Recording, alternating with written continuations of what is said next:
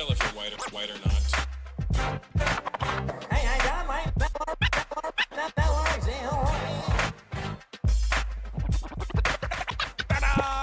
And now, ladies and gentlemen, please welcome the biggest stand-up comedian in the world and the pride of Brampton, Ontario, Sydney, Australia.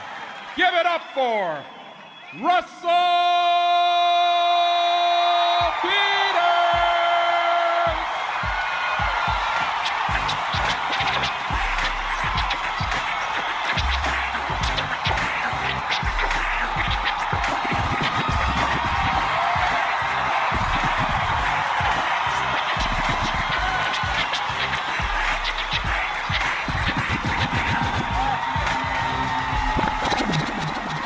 Thank you. All right. Fucking Sydney.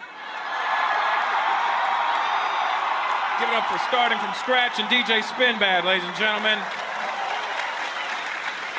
Just so you guys know, that's actually what DJs are supposed to do. You see how they were DJing and they weren't looking at you? Because they were fucking DJing. I know a lot of you spend money to go see these so-called DJs that stand there in big arenas like this and their arms are in the air. They better be DJing with their dick right now, that's all I'm saying, because if your arms are in the air, who the fuck is playing the music?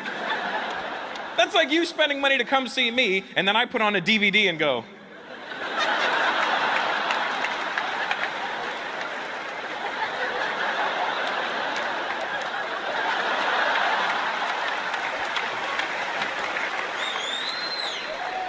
Stand there making hand hearts. It's good to be back here. How are you, buddy? I can't tell if you're white or not. It's not that easy anymore, you know? Back in the day, when you see a white person, you knew they were white immediately. When I was a kid, if I saw a white person, I didn't have to ask. If I was like, are you white? They'd be like, what the fuck else would I be? But now you need to confirm. What are you, sir? Are you white? Even you hesitated. You had to go through your own lineage. You're like,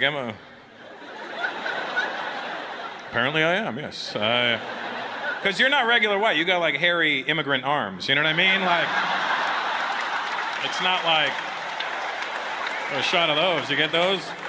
You're missing the arm cue. It's right there. Oh, look at that thing. Jesus, that's not proper white, buddy. I don't know. That's Italian or Greek or something. I don't know what's going on there. Where are your parents from? UK. UK. Oh, okay. So, yeah, that's pretty white. That, in fact, is the benchmark. That you are one hairy Englishman. I'll tell you that. Fee fi fo fum. I smell the hair of an Englishman.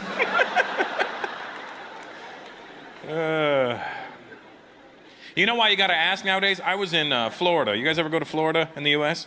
If you go to Florida, everybody in Florida looks like everybody in this room until they open their mouth. Spanish flies right out of their mouth. Like, not like a little bit of Spanish, like you could tell that that's all their thoughts, everything they do is in Spanish. You know how you could tell when you say hello to them? You can see your hello enter their head. You're like, hello, and you see it go, hello equals hola. Reply with hello.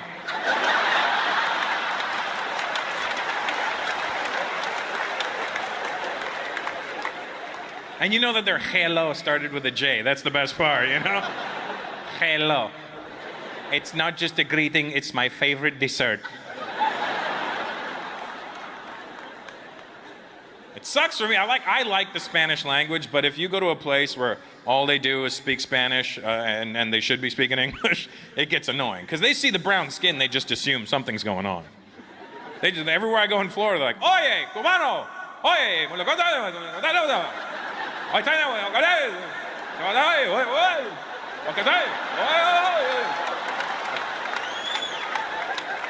Listen up there, fucking Fernando. I don't want to dance right now. First of all, we're at a gas station. This is really awkward. When I told the guy, I go, oh, I don't speak Spanish. He goes, what kind of fucking Latino don't speak Spanish?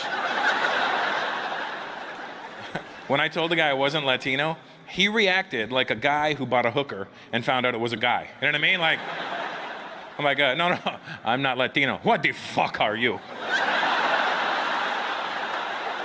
Pointed at my dick when he did it. Just, what the fuck is that? I like Spanish. It just gets annoying when everybody's speaking it to you. Everybody, hola, hola, ¿cómo estás? Hola. I got annoyed. I was getting fed up. I walked into a store. I saw an Indian guy with a turban. I got all excited. I was like, thank God, my people. I go, how you doing, man? He goes, hola. I'm like, oh, for fuck's sake.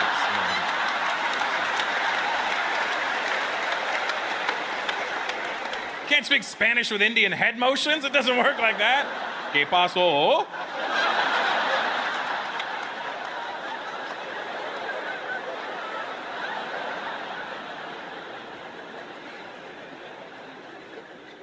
Been traveling a lot on this tour. That's the fun thing about being on the road, is going to countries I'd never been to.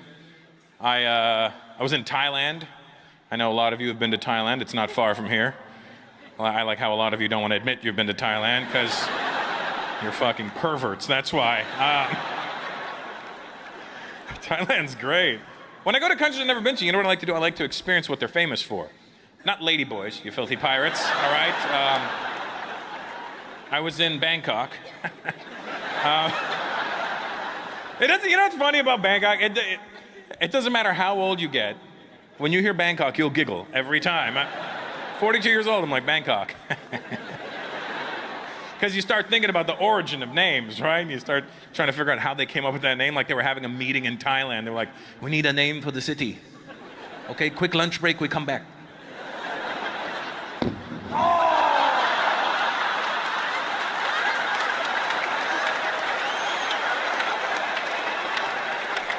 What happened? Bangkok.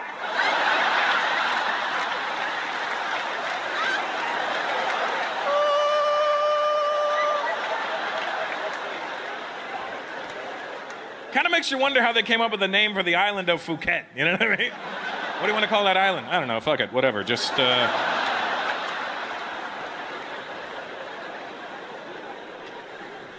I went to when I was in Bangkok. I went for a Thai massage. That's what else they're famous for. Just so you guys know, if you go to Thailand, you want a Thai massage, just say you want a massage, not a Thai massage, because they understand that it's already Thailand.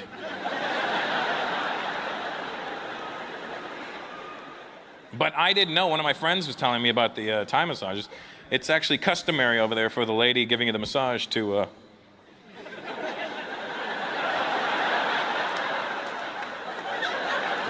not shoot dice. I mean, finish you off. And I was like, well, all right. And I just out of curiosity, I was like, well, why do they do that? Not that I'm opposed to it. I just want to know why.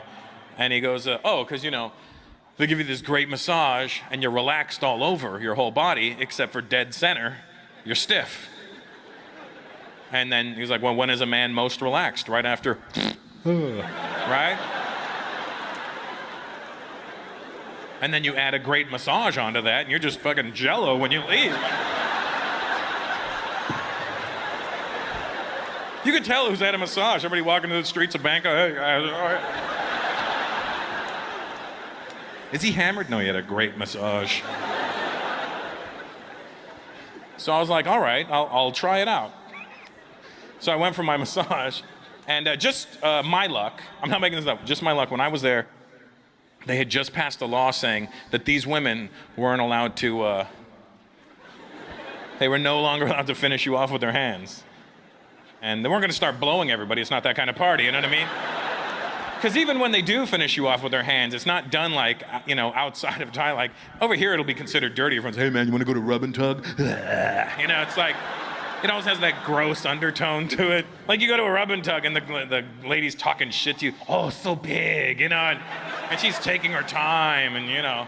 Not over there, it has nothing to do with sexuality. It's just like to, you know, to relax you. So they've got it down to like 2 pumps and like ding ding, get out. You know what I mean? Like, they don't care how big, how small, they're like just ding ding, get out. You know what I mean? So I'm trying to figure out what's gonna happen when I go for my massage. So I go, what happens? He goes, I don't know. I go, well, you're gonna find out. And I go, all right. I go, will they still finish me off? Probably, but I don't know how. I go, all right, great. So I go for my massage. This cute little Thai lady, she gives me this great massage down my back, down my legs, down my feet, up my legs, up my chest, and then she gets to my hog. And I know something's gonna happen, right? But I don't know what, so I just tilt my head back and relax, right? And I feel a wonderful sensation on my wiener. And I'm thinking maybe she's doing the old, you know, like the elbow crease. I don't know, like, I say the old like it's a move or something, but like, I mean, I've never had a girl go, ooh, you like that? No, I don't know, right? I'm just saying. I'm thinking maybe she's doing it with her feet, which I like, you know what I mean? I like women's feet, that works for me, right?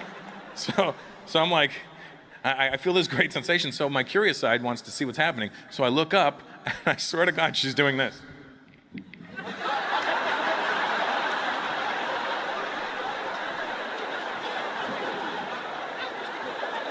She's giving me the best wrist job I've ever had in my life. Like, I didn't know you could do that with a wrist. I went back to my hotel room that night because it felt so good. I thought I'd give it a shot, you know? Just sitting at the edge of my bed, I'm like, all right.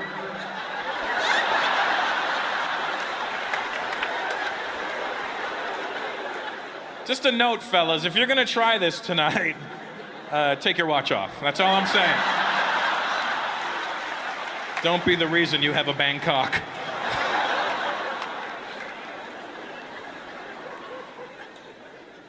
I was in the Middle East. Where are the Arabs at tonight? Arabs? So it's a lot of Arabs. It's a dangerous amount. What style of Arab are you guys here? Lebanese! What the fuck is Lebanese? Is that some sort of hamburger topping that I don't know about? Yeah, mate, how you going? Let me get a hamburger. That's my impression of you guys. I don't know what the fuck it makes me laugh. Hey, how you going, mate? No worries. Yeah, all right. Yeah.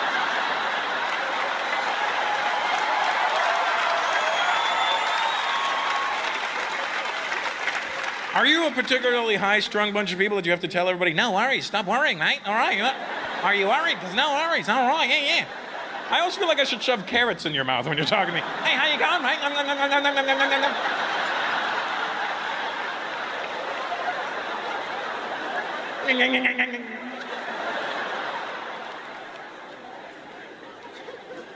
No worries. I'm not worried. You shouldn't be. Crikey. Lebanese. Let me get the ketchup and some Lebanese on that, please. Oh, what's Lebanese? It's lemon and mayonnaise. It's, why don't they call it lemonade? Lebanese sounds better. My Lebanese friends, have you ever gone back to Beirut? Let me tell you something. I've partied all over the world. And by far, without trying to suck up to you guys, because I'm scared.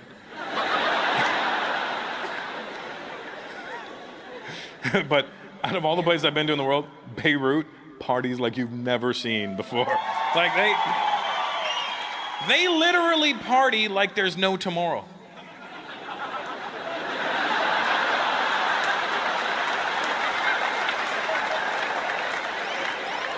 There could very well be over there, you know what I mean? You've never seen chain smoking. Like you go to Beirut, you see to us, chain smokers light up a cigarette, finish, and throw it on the ground and start another one. Lebanon, 3 at a time.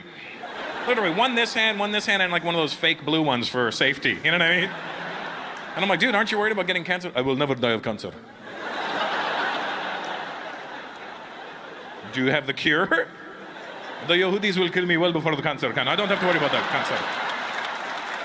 Cancer, AIDS, no disease will get me, don't worry. I know what the problem is in the Middle East. My Arab friends, listen up. Here's how to start change over there. Here's what the first problem is. Arab men will never say no. I don't know.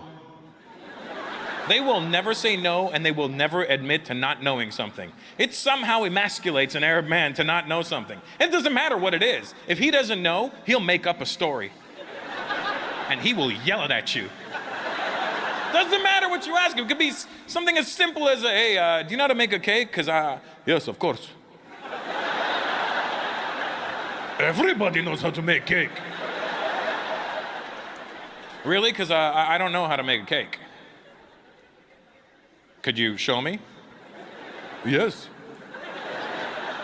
You know how you could tell when an Arab guy's lying? He'll start his answer off with, okay. That's the fucking tip-off. When you know he's lying, right then. Because I'm like, really? I don't know how to make a cake. How do you make a cake? Okay. First, you get cake. Then you make it for 20 minutes. Then you have cake. Are you sure? Because I don't think that's how you make cake. That is the only way to make cake. They've been making cake like that since the beginning of time. I'm like, all right, don't get crazy. I'm just asking.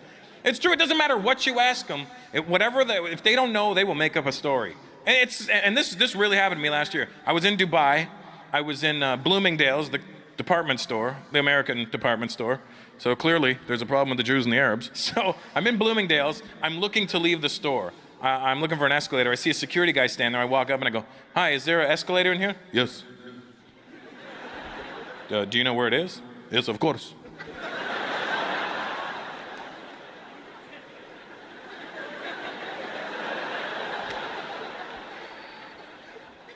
Do you think you could tell me where it is? Yes. Fucking tell me then, right? Okay. You go straight, then left, then right. I have no reason to doubt this guy.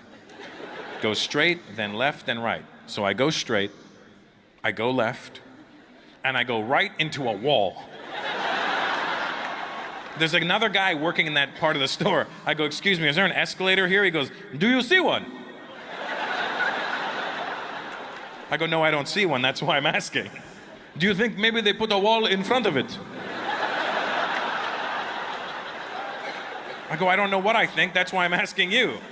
Why would you think there is an escalator on this wall?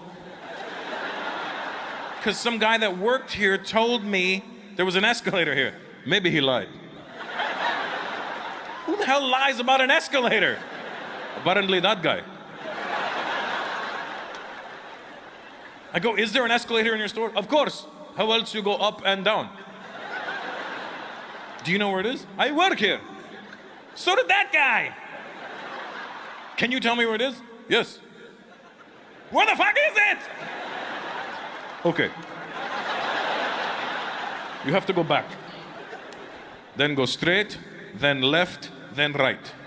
I go, no. That's how I ended up here. Those are the same directions. Well, that's what it is. Are you sure? Why would I lie? Why would that guy lie? That's his problem. I go, okay, thank you. So I go back. I walk past the guy that gave me the bullshit directions. Now I'm hoping as a man that this guy is gonna continue the lie for me. At least do that. You know, when I say, hey man, there's no escalator over there, I'm hoping this guy's gonna be like, what? It was just there 1 hour ago.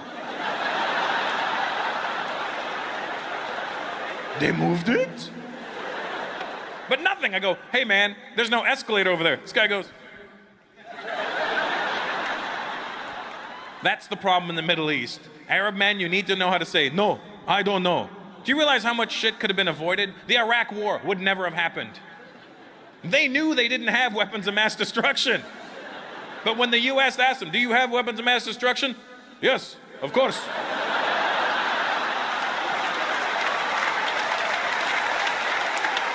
Everybody has weapons of mass destruction.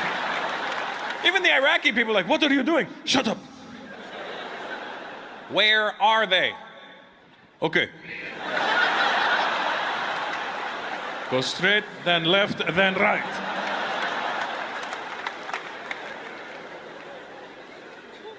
And I don't speak Arabic. Sadly, I don't speak any other languages. I know, phrases and stuff in other people's languages, but I have a theory. If you don't speak another language, you can fake it.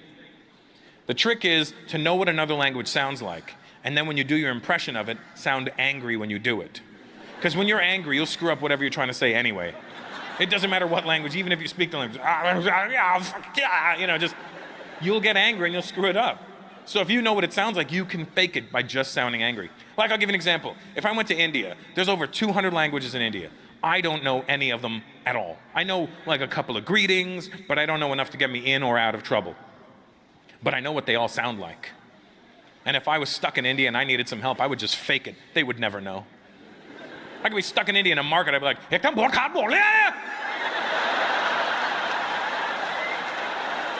they won't know. They'll be like, oh my God, he's very angry. I don't know. I don't know what dialect that one is, but this man is very angry. He is most angry. He's very cross, so cross. That's what Indian people do. We don't want that bad energy in us. We take it and throw it out of our heads. We don't get out of my head and into my car.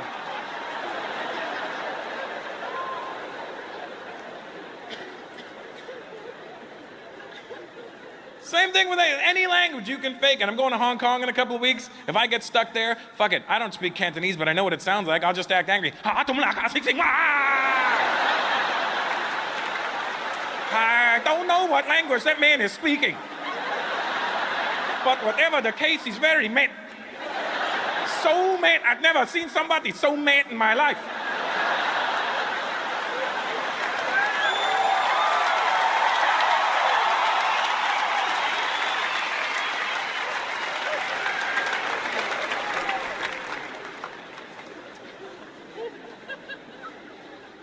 Big Asian guy, how are you? Good to see you. You know you're a big Asian guy, didn't you know. What style of Asian are you? Chinese. Never heard it quite put with that accent before? All right, nice to meet you. I'm Chinese. Where are you from? I was born in Australia. You're born in Australia? Nice. Hang out, mate. All right, no worries, yeah. Yeah, hang out. All right, yeah. And you're a big fan of meat? Or... according to his shirt, it says fucking meat. I didn't put it on there.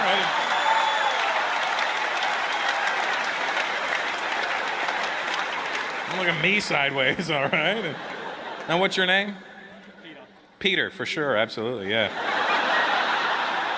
And your girlfriend? That's Wong. This is Wong. And do you have a Chinese name, Peter? Don't fucking lie to me, Peter. I don't believe you. Where are your parents from? From China in Tanshan. From where? Tanshan. Tanshan? Well, let me tell you something. The Tanshan is building right now if you don't tell me your Chinese name. There's no way your parents went, that's our baby, Peter. No chance. Unless your name is like Peter, you know what I mean? Like, the family name is Ta, and his name's P, you know? Peter. Peter, 諗下好煩呢。飛佬 Peter. It's fucked up that I said that, Peter. I'm sorry. And that's your lovely lady with you? You guys married? Engaged? Engaged. Engaged. Congratulations. When are you guys doing that? You don't know? No rush? She's like, no, fuck that. How long have you guys been together for? 4 years. 4 years, wow. Are you waiting to get to 8 because that's a lucky number in Chinese? Is that what it is? After 8, mate, then we're good. Yeah, no worries. Next 4 years, we're going on a walkabout. And how did you meet? And by meet, I don't mean...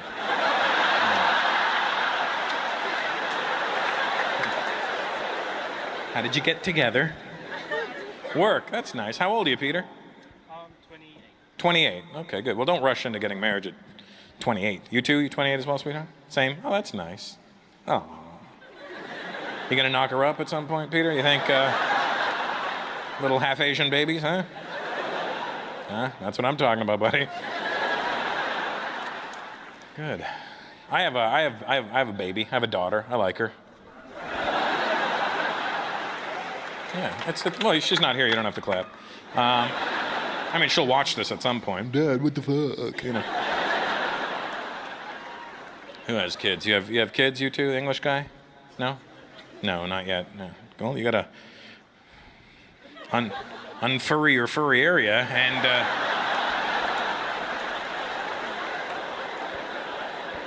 ta-da! You know.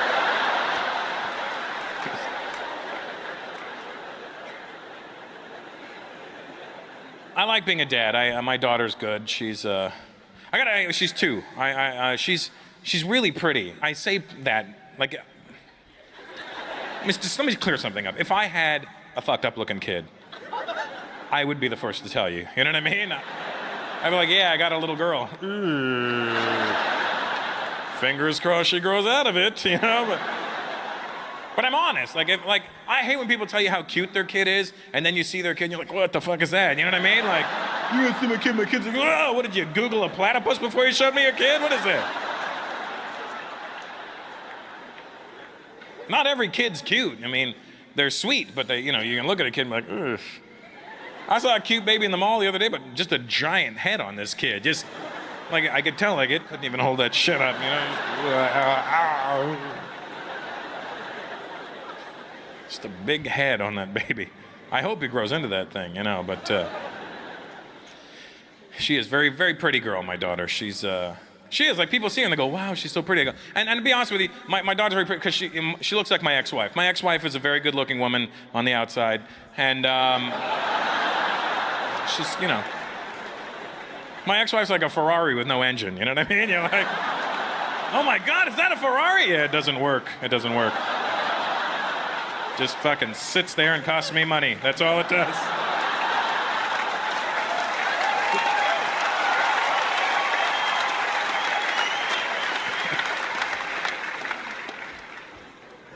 Are there any pregnant women here tonight? Okay. Sorry that you're in the stairs and had to climb all that shit. Pregnant women have it rough. You have no idea until you get pregnant how rough pregnant women have.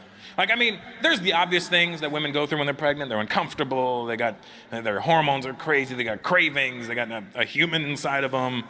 You know, their moods are all over the place. That's enough to deal with on your own. But then when you have to deal with other people too, that only adds insult to injury. And especially in America, it's even worse because Americans don't give a shit. They'll just say whatever they want to. At least in Australia, I'm like, I don't know what's happening to her, mate. Yeah. Looking a bit like a kangaroo over there. Yeah, mate, all right. What'd you say? Nothing, love. Have a good night. Yeah. No worries. I'm a healthy child. Yeah, all right, yeah. Let me give you a carrot. They got to deal with other people. When my ex-wife was pregnant, we were in the mall one time. This girl walks up to my ex-wife. She goes, oh my God, you're pregnant?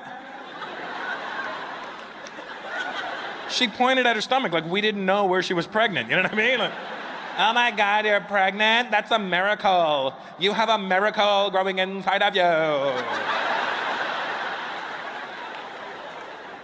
I hate when people say shit is a miracle. It's not a miracle when a woman gets pregnant. It's a blessing. It's not a miracle. Especially when my ex-wife got pregnant. She's Latina. I'm Indian. How hard do you think it was to get pregnant? You know what I mean?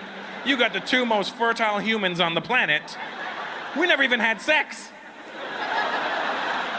I just sent her a text one day. I'm coming home.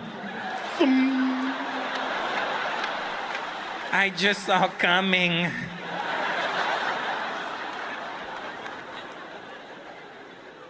I hate when people say shit is a miracle. That's a miracle. It's not a miracle, you know? It'd be a miracle if I was in the wrong hole, then it's a miracle, you know what I mean? Oh my God, you're pregnant? That's a miracle. It is a miracle. I was in her ass. This is the most determined child you've ever seen. Do you know how much shit this kid's been through?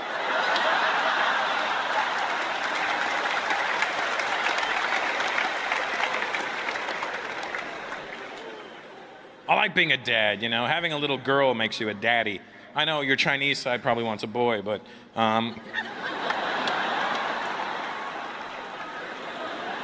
I don't make up these things, all right?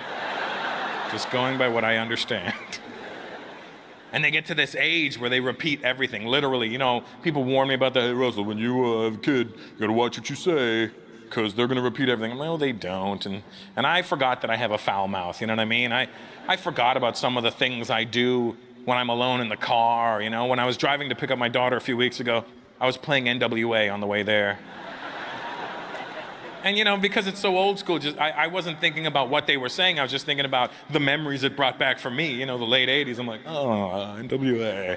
And then you start thinking about when you were, you know, all these things. And I wasn't thinking about what they were saying. Then I pick up my daughter, I put her in the car, and I don't sing along completely because I don't really know the words to everything. You just sing along when you hear the part, you know. And anyway, I got to this part in the song, and I was like, I'm just driving, I'm like, yo, got that 5-0 double up, nigga! And then 2 seconds later from the back seat, I hear, nigga! No! And I'm trying to flush her memory. I'm like, potato, baby, say potato, potato, potato, nigga! I can't return her to her mother full of filth. Is that your wife or your girlfriend or? Girlfriend. Girlfriend. That's how long you been together for? A couple of years. Couple of years. You thinking about locking her down, or you're just gonna waste her time? English guys. Why are you sweating right now? For no reason. She seems like a lovely lady, and you seem to still like each other. You know. Look at them. They're engaged. They've been together 4 years. They're still holding hands, huh? Look at that. That's cute. Must be the t-shirt. It is the t-shirt. She's not grabbing his meat, she's holding his hand. You know what I mean? She's not like this, oh, Peter. Yeah. You know, she's not. Just holding his hand, you know.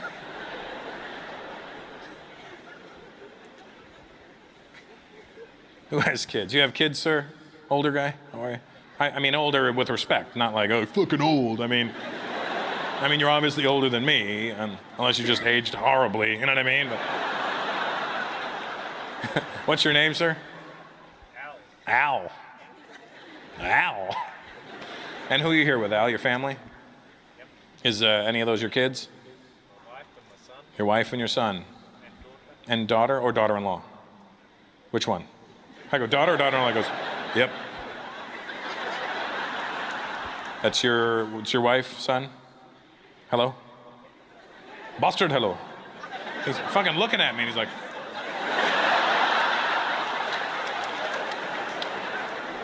this isn't YouTube. I'm not buffering right now. I'm talking right to you.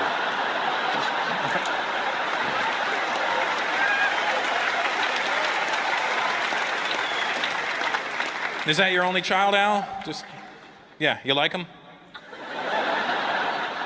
It's good, right? How old are you, buddy? 26. What are you so shifty-eyed for? Well, that would have been great if you weren't chubby when you did that, you know what I mean? It was like, and then a big sweat stain right there. Great, that's gonna be on film forever. When you're your dad's age, what the fuck was I thinking? How old are you, Dad? 62. 62. You look great for 62. You look like shit for 42, but you do. You look good for 62. I wasn't expecting 62. That's good. And were you in the room when he was born? Yes. Yep. Let me tell you something, guys. If you ever have kids, when your wife goes into labor, do your best to not be there. Like, be in the vicinity. You could be in the hospital, you know. You can make her think you're in the room, like, you know, do some sort of voice note on your phone and push, honey, push, and then hit repeat and loop, and then. But when she's giving birth, don't go in that room, because women get crazy when they're giving birth. They say the meanest shit to you, don't they? Because they're in pain. They feel that pain, and then they start thinking, you're the fucking reason for this pain. I hate you with everything in me right now. They just get mean, don't they? Here's the problem, is that women think that men don't think that giving birth hurts. Of course it hurts. It has to hurt. I've had shits that hurt. I can only imagine.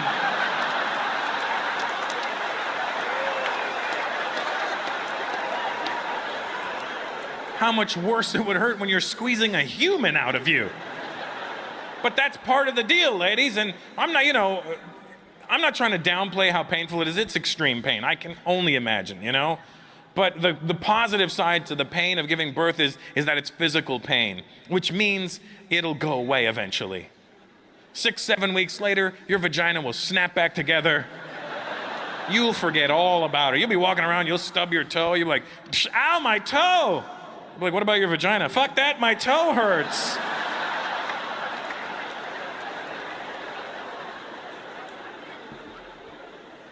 Physical pain is the best pain you could hope for. I used to box, and I would get black eyes and headaches, but after a couple of days, it would go away. I'm not comparing boxing to your box. I'm just saying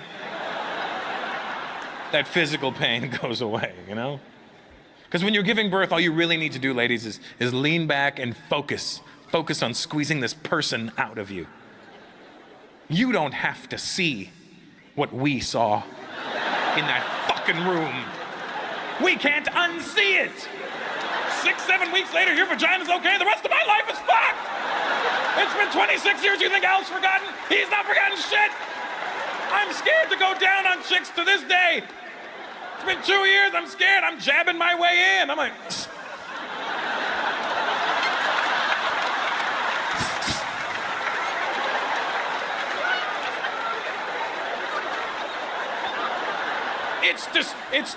It's the worst thing you could ever see, isn't it, Al? It's like watching your favorite restaurant burn down.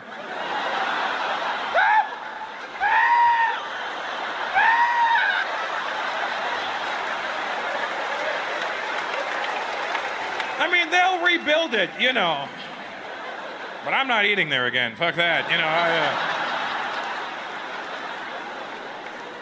That menu's different. They've done all kinds of things. They put a drive-through in there now. Mexicans working in the back.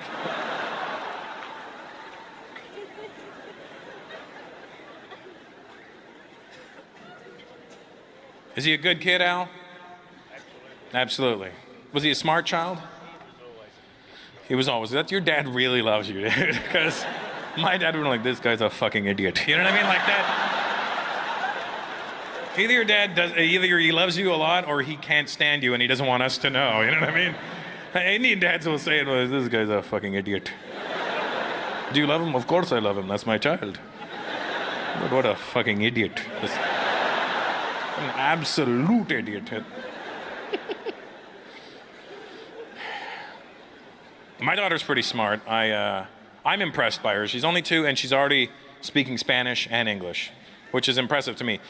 I wanted her to learn Spanish first because, first of all, she's half Latina and we live in California. So, I want her to at least know the language of California. Spanish is a very helpful language in California. I mean, you go to a restaurant, you want your car back from valet, you want to know, what to say. You know what I mean? So...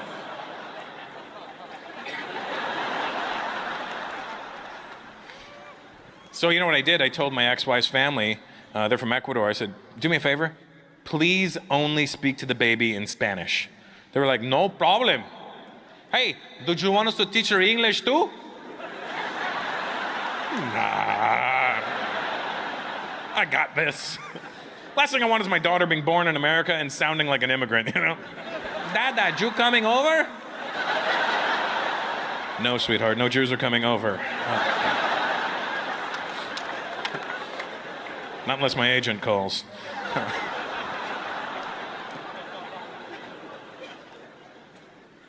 And when you do have kids, trust me on this one.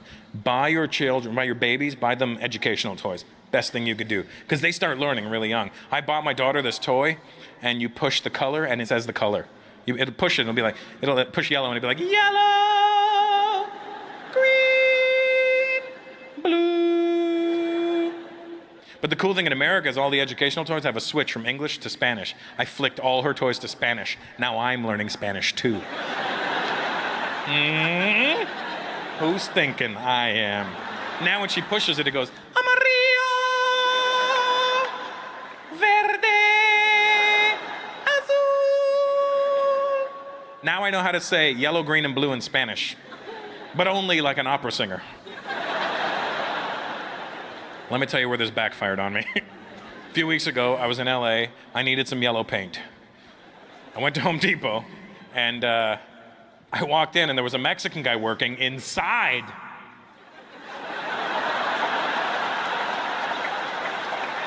Inside Home Depot. So that's progress. Thank you, Mr. Obama. And I knew he was Mexican. First of all, it's LA. Secondly, his back was facing me. He was 5'4", had a giant head. There's no neck. It looked like a rock'em sock'em robot that hadn't been punched in the stomach. And ding. He turned around. His name was Juan. You know what I mean? And Juan, and he had the little fucked up. Because I've run out of words. So I see him and I go, "Hola, Juan. ¿Cómo estamos hoy?" He's like, "Hola." And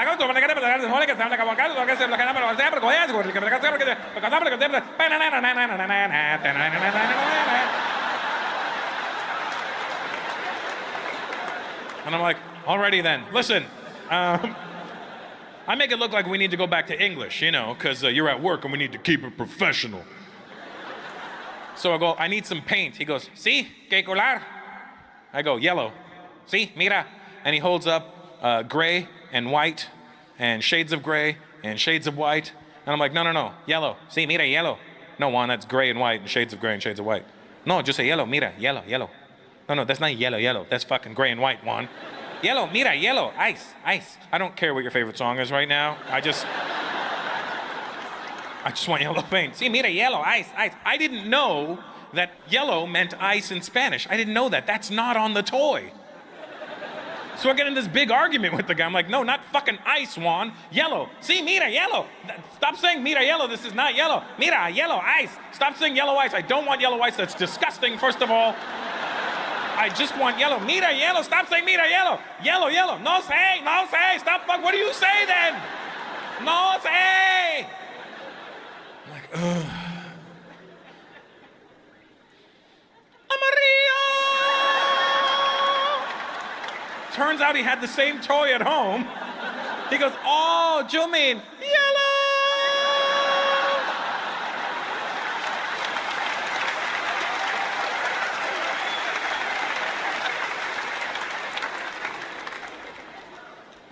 I want to be strict, you know. I want to be strict with my daughter. She's only 2, so I can't really gauge how I'm going to be with her yet.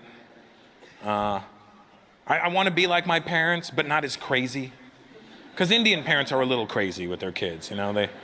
I want to be like a white parent. I love watching white people talk to their kids. White parents have this way of speaking to their children like they're humans. It's beautiful to watch, you know. But I think white parents, I can't be as lenient as a white parent, because white parents, you take it a little too far, you know?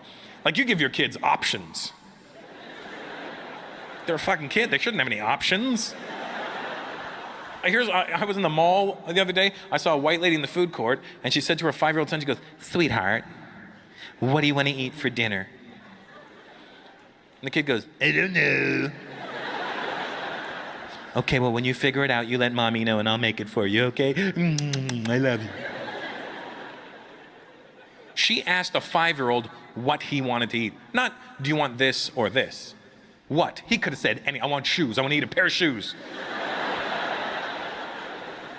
She would have had to make him a pair of shoes. I can't even comprehend, like, I grew up in an immigrant house. Let me tell you something. In an immigrant house, there's no dinner for the adults and dinner for the children. Mom does not care what the fucking kids like. Mom does not cook for the kids. Mom cooks for dad.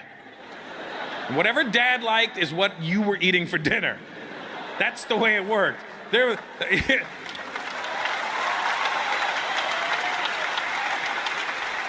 It doesn't matter what your dad liked, that's what you were having for dinner. It turns out my dad used to love molten hot plates of lava.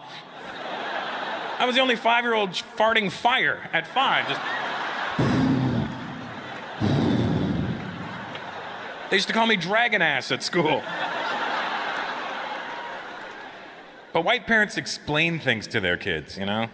They do. They take the time to do that. That's nice. Indian parents, they're the worst. If they don't want you to do something, they will make up the most insane story as to why you shouldn't do something and scare you into not ever thinking about doing it.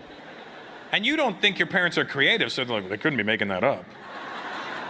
That must have happened, you know? I'll give you an example. I grew up just outside of Toronto, a small town called Brampton, and B-Town represent. And I grew up in these townhouses, and all the driveways were attached in the townhouses. And at the edge of the driveway was a road, a major road where all the cars can drive. We were obviously not allowed to play on the road. We were only allowed to play on the driveways, for obvious reasons. Now this was the white lady next door telling her son not to play on the road. Sweetheart, Mommy doesn't want you to play on the road. Why not? Because it's not safe. So? So you could get hurt. I don't care. Well, I do. So? If you get hurt, you'll make Mommy sad. Do you want to make Mommy sad? No. Well, then be a good boy and play in the driveway. Okay. I love you. It was so good, she explained it to him. She told him why he shouldn't do it. She gave him the consequences as to what could happen. He had all the information he needed to not play on the road. And you know what? He didn't play on the road. Not my dad. This is my dad telling me the same thing. Russell!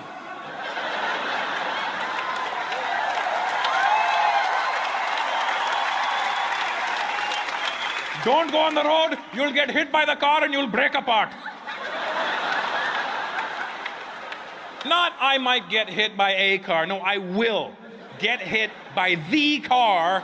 Apparently there's only one car in my neighborhood, and I was going to get hit by it, and I was gonna break apart. How the fuck do you break apart? When I was a kid, I thought I was made out of Lego because I was just gonna break apart one day.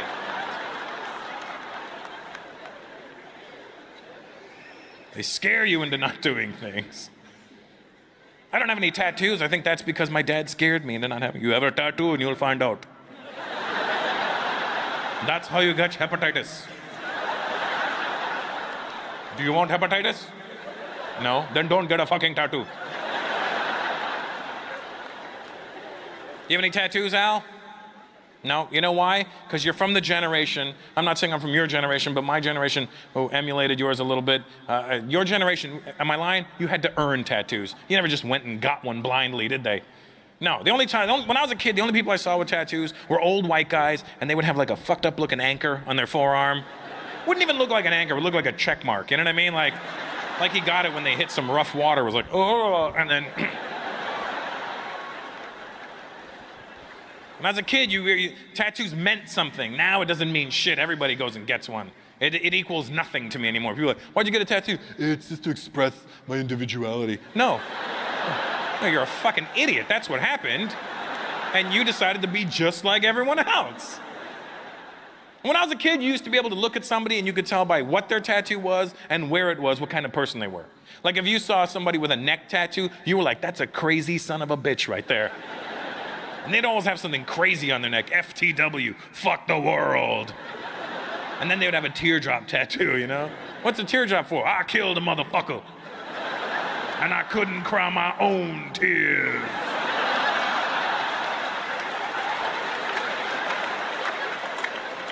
Don't you quit on me. Now it doesn't matter where the tattoo is or what it is. You got these little emo kids with skinny jeans and life is difficult tattooed on their neck. And real tears running down his face. Why are you crying? It hurt.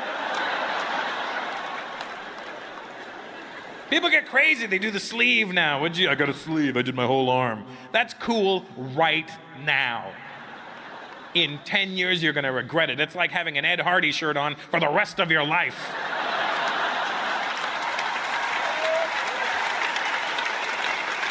Sorry, Lebanese people.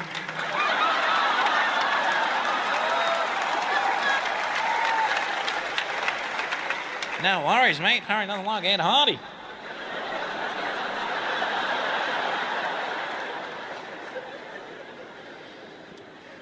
You gotta think, I see your tattoo, sweetheart. I see it. You look upset that I'm talking about tattoos, but what is that on your arm? What did you get? A nautical star. It says dream big, work hard. A nautical star that says dream big, work hard.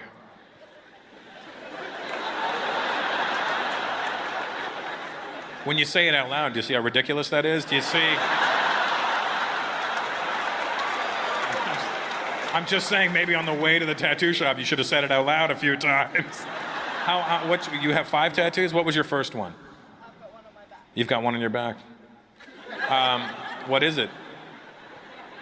It's what? A musical note? Is it on your back or is it a tramp stamp? What is it? Is it a... You should put it like right at the base of your back and call it... You know, put a bass clef, you know, like... Is it a treble clef, bass clef? What is it? Treble clef. Are you a singer? Or do you just want guys to whistle when they're fucking you? Is that like I don't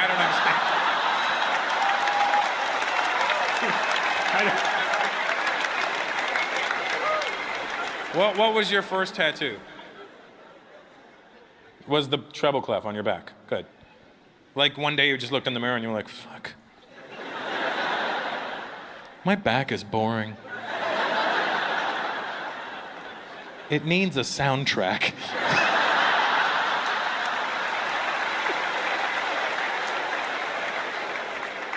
Women are the worst with this shit because they don't think. They always put these little corny sayings all over them and then, on my back. Women start with the cute tattoo, don't they? What'd you get? I got a dolphin on my ankle. Ding! You gotta think about the future. When you're 80 years old, that dolphin's gonna look like a can of tuna. That treble clef's gonna look like a fucking teardrop on your ass. Your nautical compass is gonna be all out of whack. It used to point north, now it just everything goes south. Yeah, what does it say?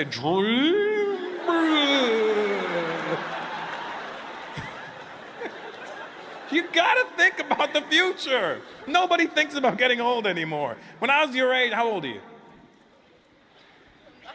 19? What the fuck? You haven't even had skin long enough. At least have skin for at least 20 years before you start fucking it up, you know what I mean? Because again, you're young, you're not thinking about the future. I'm glad I never got any tattoos because after 40, your skin doesn't snap back the way it does right now. Like your skin after 40 is literally like finding your favorite pair of underwear from like 5 years ago. And you're, oh my God, I still have these, and you pull the waist and it goes and it doesn't snap back, you know? And you're like, wow, my favorite underwear is now my favorite dusting cloth. This is perfect, you know? You gotta think, I see, buddy, you got a sleeve, you got all kinds of weird shit going on over there. What is that? What do you got there? Other than no arm left. What happened? What was your first tattoo there? Tony Tats? What is that? A dragon, because you have bad breath, or? What made you get a dragon? You're not, obviously not Chinese or something? You like dragons? You know they're not real, right? I like dragons. I have a bunch of them. And then you were like, you know what? I got this dragon and another arm. And then you just went fucking ham on the other arm, didn't you? Where are your parents from? Because you're obviously not a white guy. What? Syria. Syria. One guy clapping.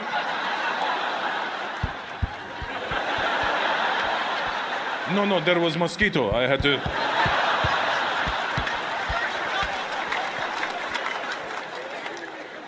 You know your Syrian parents don't fucking appreciate your arms right now. Back home, son, we would have cut off your arms. You look like Sharmuta. Cut off your arm.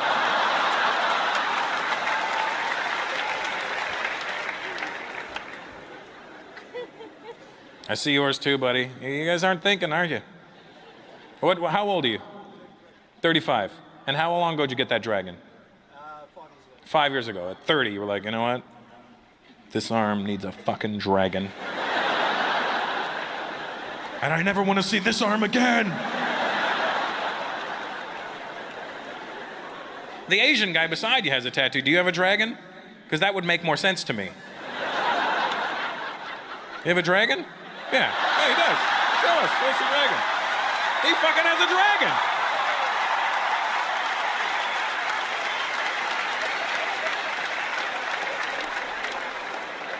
You should have like a tank or something, you know what I mean? Like something that describes where you're from, you know?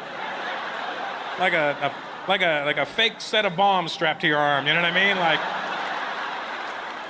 even the Asian guys, they're so stupid. The Arab guy has a dragon. Hey, dragon arms.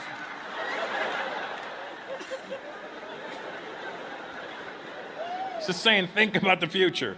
Why do you have a dragon? Were you born year of the dragon, or? Dragons are more in tune with you being Asian, so I'm not really mad at you for having that, you know? Women get cute with the tattoos. They always put the sayings and shit on them. There was a girl at one of my shows, I go, what do you got? She goes, I got one here, and I got one here, and I got stuff on my back. I go, I got stuff on my back too, but I wax it off. I go, what do you got on your back? She goes, Scriptures. I have scriptures written all over my back. she had scriptures written all over her back. Who is that for? The guy fucking her, that's who it's for. I don't know about you, but the first time I bone this chick, I don't want to flip her over and the Bible staring me in the fucking face. You know what I mean? Yeah, baby, turn over. What the fuck?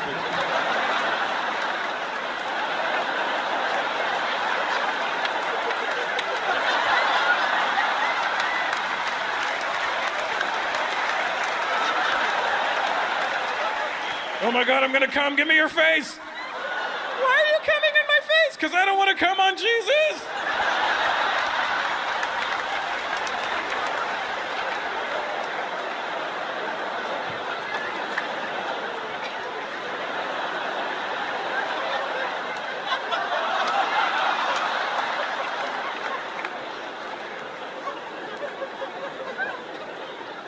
It's really uncomfortable. My mom's sitting right there, and I just did that. Sorry, Mom.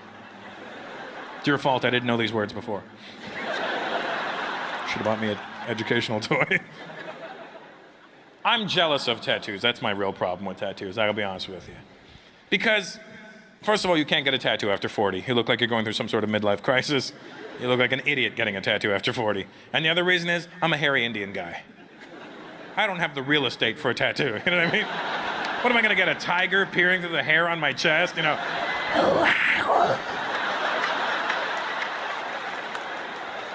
Girls are gonna like, Oh my God, the grass looks so real.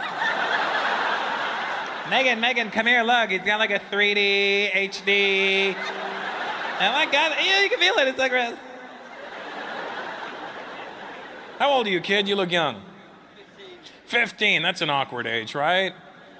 Don't get any tattoos, you're only 15. Don't do what she did at 15 or whatever the fuck she was. She's only 19, so, I mean, I don't know when you got the treble clef. How old are you when you got your treble clef? 18. In 1 year, she got 5 tattoos. No regard for her body. You seem like a nice brown kid. Don't fuck this up, you know? You're 15, you're in your prime whacking years. Just enjoy that. You know what I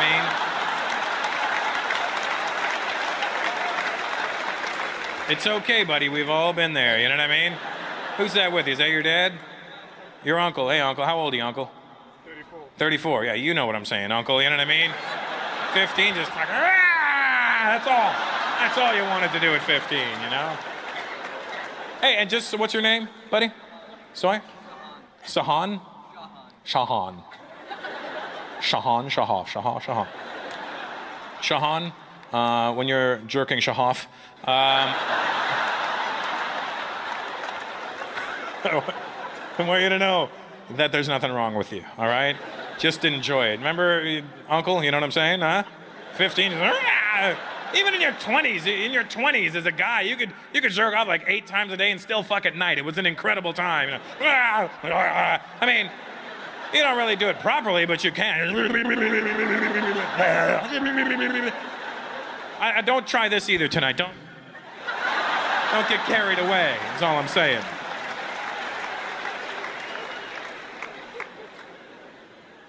It never ends for a man, Shahan. You will always, as long as you have arms, for the rest of, 62.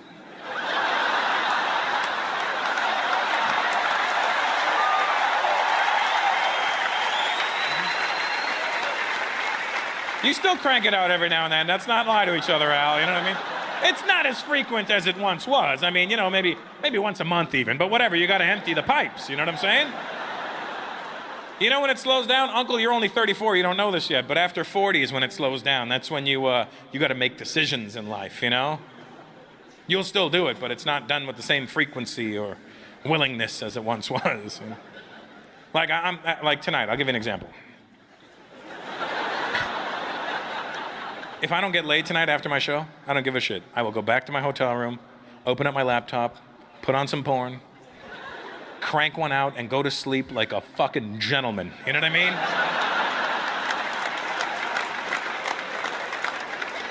Problem is, after 40, you get tired way easier. Do you know how many nights I've had it happen where I put my laptop on my chest and I fall asleep with my dick in my hand just while the movie was loading, while the movie didn't even started. And the only reason I wake up is because the heat from my laptop is burning my chest. I'm on fire! Oh.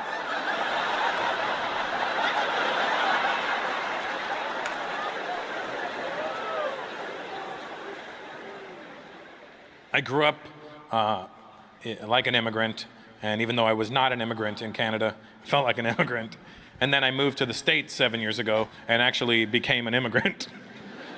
It's kind of a weird process for me. You know, being a Canadian living in America, all right, yeah, 3 Canadians, good. No, 1 Canadian flag. Good deal. Hold that up, we'll get a shot of it. Don't you want that on the fucking DVD? That's right. That's what it looks like. That's our flag, a leaf. Symbol of strength and fall.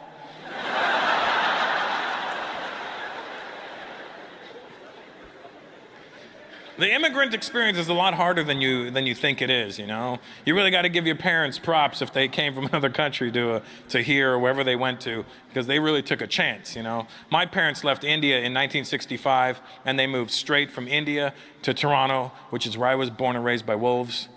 And I don't know how thick my dad's accent was when he moved to Canada, but it never got thinner in the 40 years he was alive there.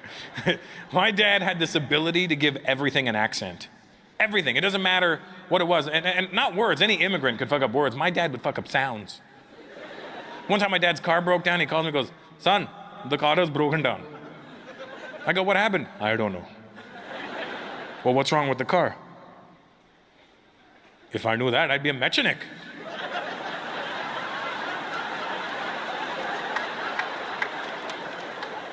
What the hell's a mechanic? The bastard that fixes the car. Oh, I think you mean mechanic. Don't be stupid. There is no K in it.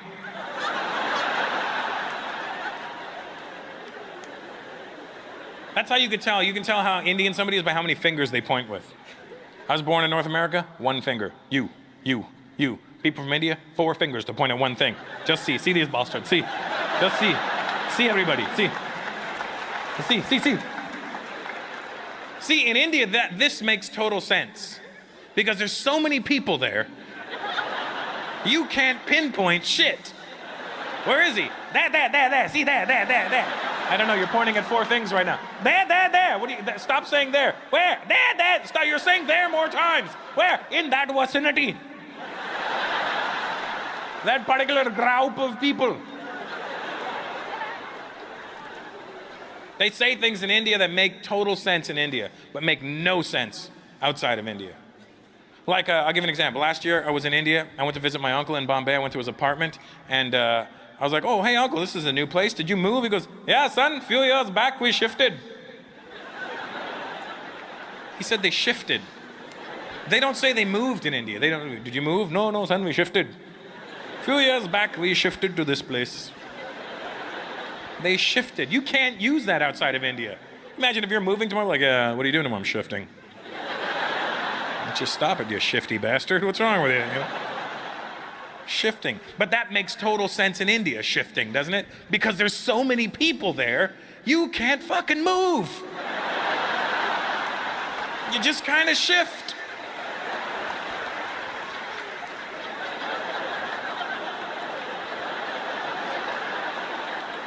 "Hey, did you just move to here?" "Recently I shifted to here, yes."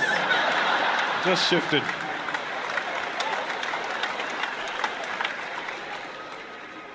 So I say to my dad, what were you doing when your car broke down? I was making the turn. You were making the turn? Even though we were on the phone, I knew he went. If you're Indian your whole life, you know the pauses on the phone are... So what do you mean you were making the turn? Were you creating the turn? I was not creating the turn. The turn was there, I was making it. So the turn existed when you got there. Of course it existed. How else would I have made it? Well, who made it? I don't know who made it, but I was making it. So was it made or were you making it? Don't you question me, you bastard! When you get an Indian father mad, the go-to is, you bastard! They will call, my dad would call me a bastard. That doesn't make any sense. You bastard! I'm like, Dad, I can't be a bastard. You're my dad. Am I? Am I? Were you there when it happened? He would get so mad, he would call me a son of a bitch in front of my mom. You son of a bitch! My mom would be like, Eric, not you, honey, obviously. The proverbial bitch that's out there. He's not your child or my child. He's the bastard son of that son of a bitch. He's a bastard bitch.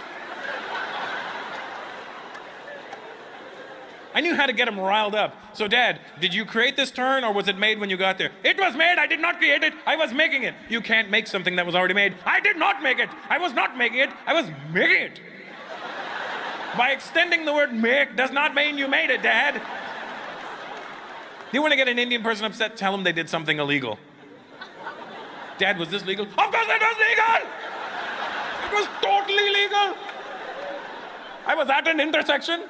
I put on my indicator. Did your indicator work? And this is where my dad screws up the sound. It was working just fine. Tak, tak, tak, tak, tak, tak, tak, tak, tak, tak, tak, tak.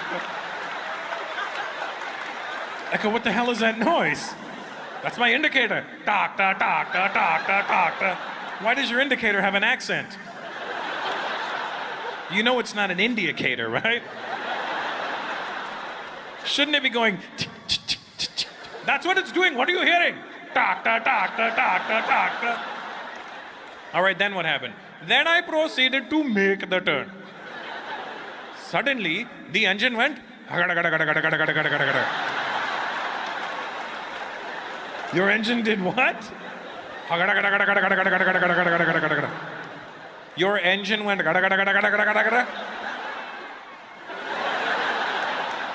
Let me get this straight. Your indicator went tak ta tak ta tak ta, and then your engine went gada gada gada gada gada gada gada. Right.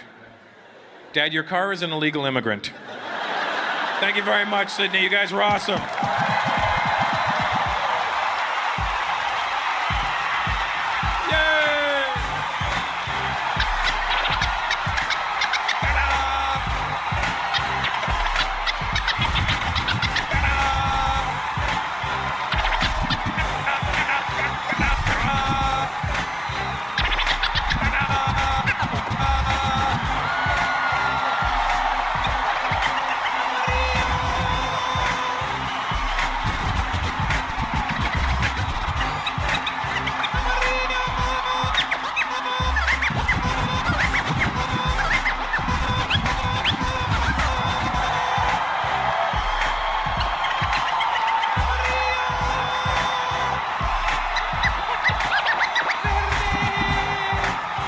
Thank you guys. You guys are going to be on the DVD and Netflix.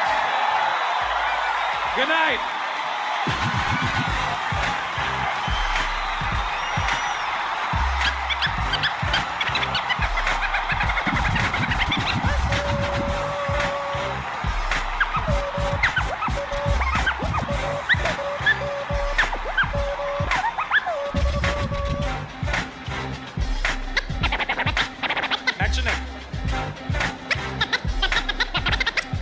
Match your neck. Match your neck. Match your neck.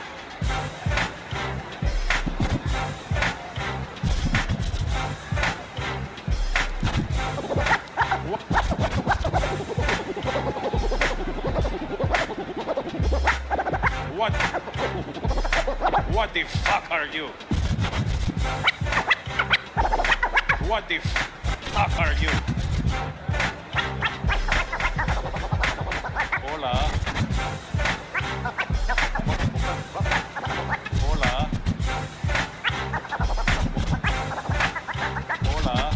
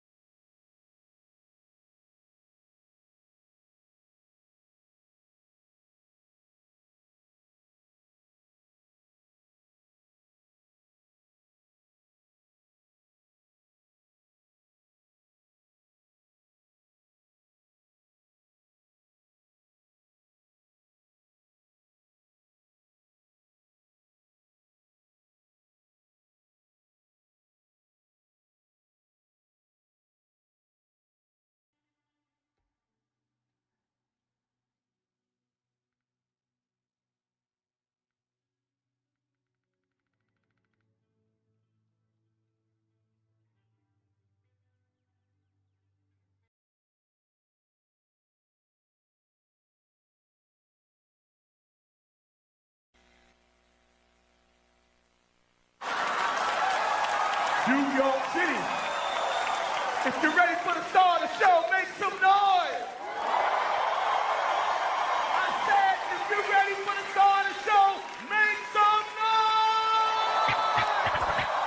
Give it up for the one and only Russell Peter.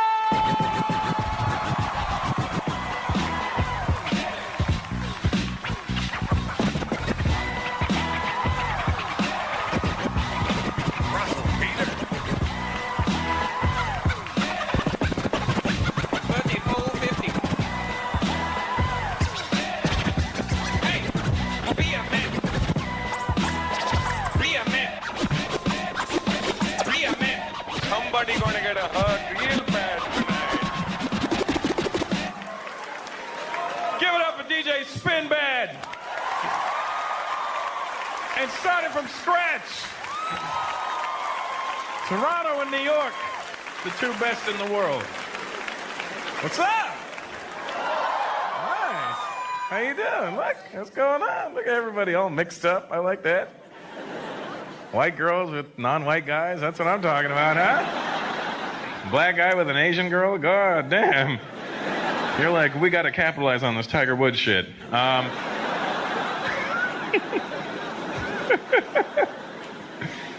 somebody brought a kid, good job, huh? Good job. That kid's gonna learn some new shit tonight, my friend.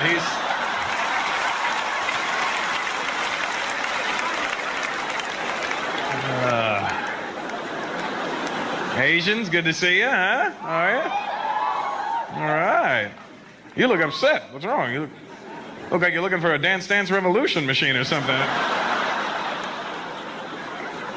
Asians love that Dance Dance Revolution, don't you? God damn, they love Dance Dance Revolution. DDR.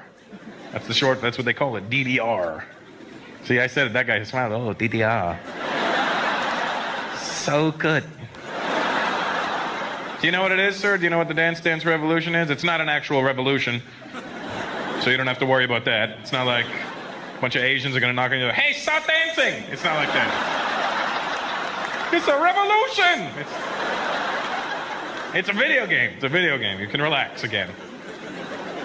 What it is, it's a TV screen in front of you, and it's got these arrows that go in different directions. They just keep moving, and they go in different directions, and they're different colors, and it plays this shitty Euro trash music in the background, right? Sounds like you're in the backseat of a Persian guy's car, you know what I mean? Just... Hey, bro, this is best music, bro. Hey, bro, this is best, bro. It's best, bro. It's biggest thing in Europe, bro. It's best in Europe, bro. So it's got the TV, the arrows, and the shitty music, and then on the ground in front of you are these things that light up according to what you see on the screen, and you're supposed to step on that, and that will teach you how to dance. And the Asians love it.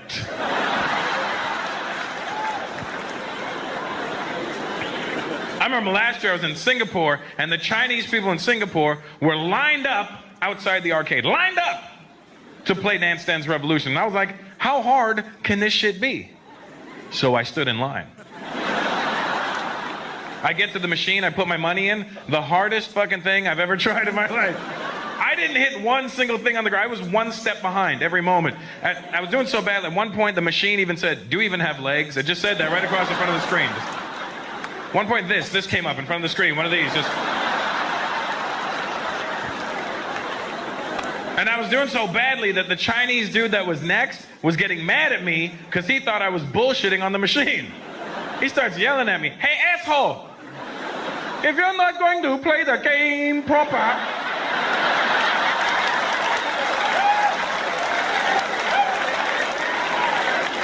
then go play something else. Go play something your people are good at. Go play the taxi game.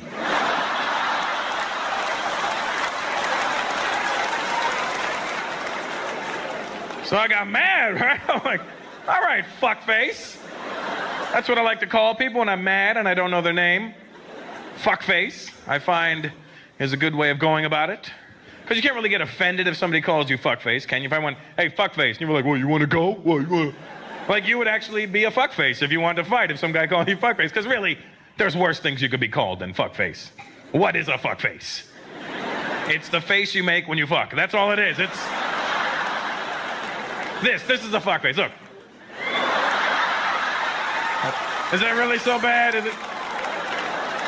You don't even have to say it to somebody. Next time somebody cuts you off in traffic, pull up a sign and go, "Hey!"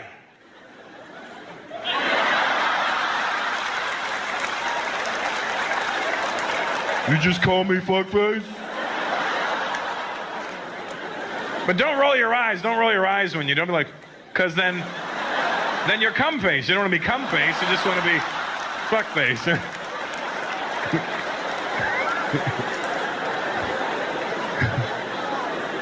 I don't know what it is about coming that makes your whole body freeze for like 10 seconds. Oh God! Oh. You get frozen in time, right? Oh my God! I'm gonna. Oh. It's like the end of a sitcom. Oh! And then the credits come up.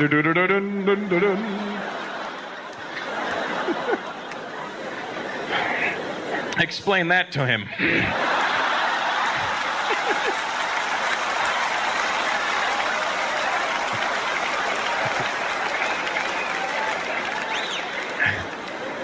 So I'm like, all right, fuckface. If you think you're so good, let me see you play this. This son of a bitch starts limbering up.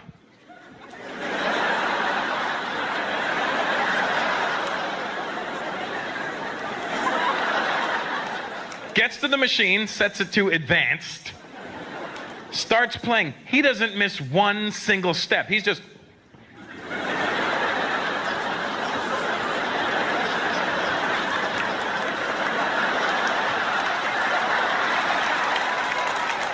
It was the only time in my life I've seen an Asian dude open his eyes really wide. Just...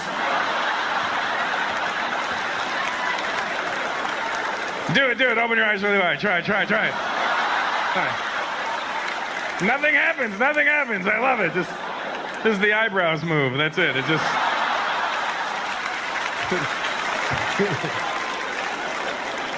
Oh, I'm an asshole. Oh, man. Any Arabs in the house tonight? Arabs in the house? All right, thank you. Good night. All right.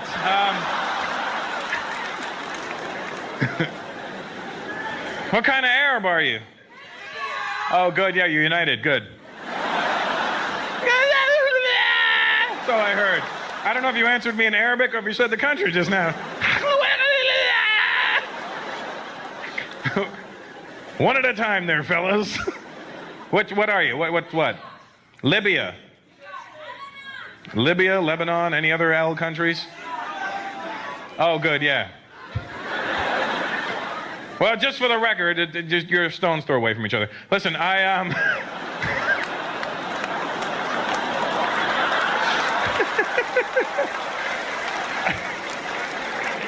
Just for the record, my Arab friends, I don't do any Arab jokes in my act. It's not that I don't think you're funny. I just, I don't know. I don't want to die.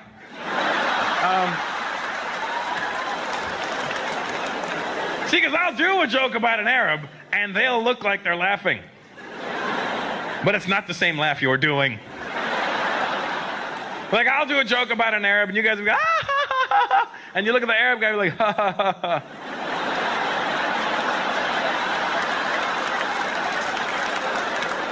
Oh no, I get this funny joke. Ha ha ha ha.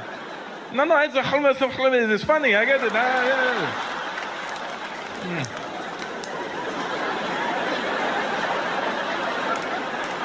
Don't worry. I will talk to him after.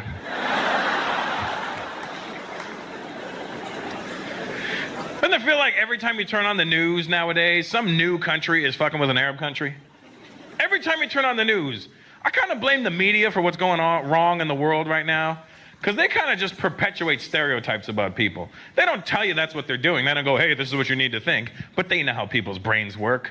So what they do, they enforce all this shit, What they do is they'll show you an image of somebody of a different racial background, and then they'll show you an alternate image, like right away, of something completely different. They don't say the two images are together. They kind of present it like, what do you think? Like what they do is they'll show you like an Asian guy and then a car accident.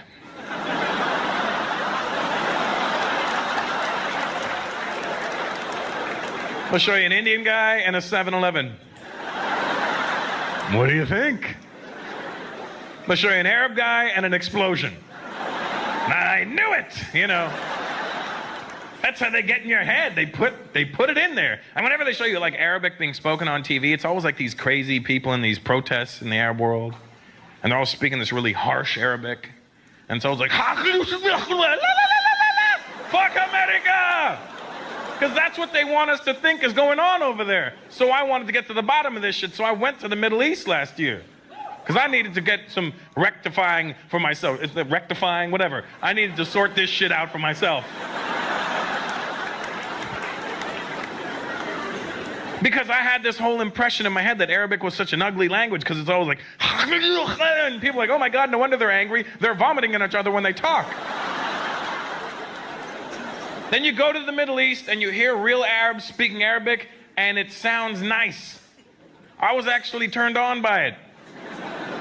Because I was at this cafe in Dubai and I'm chilling, right? And there's these two Arab girls having a conversation behind me and I'm eavesdropping. I have no clue what the fuck they're saying. But it sounded nice to me. Because all I hear behind me is, and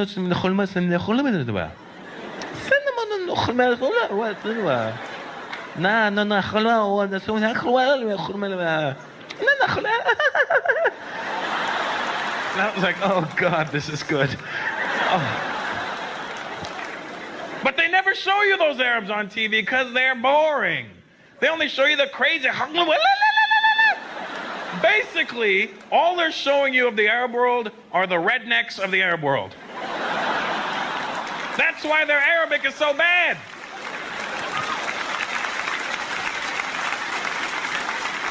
If you were to translate their Arabic accent into an American accent, they'd sound like this. We're gonna kill the whole fucking world. Yeah! That's what they would sound like.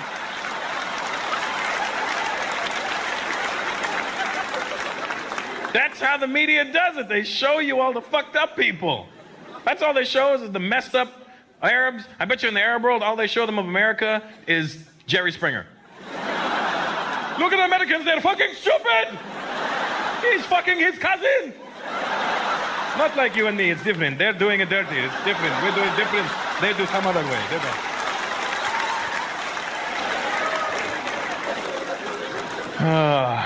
Look at all these Indian faces. Jesus Christ. Look at you brown bastards. God damn. Indians just look upset that they had to spend money to be here tonight, don't you? There's a look on their face just... This is bullshit. I don't know why I'm spending money to see someone that looks just like me.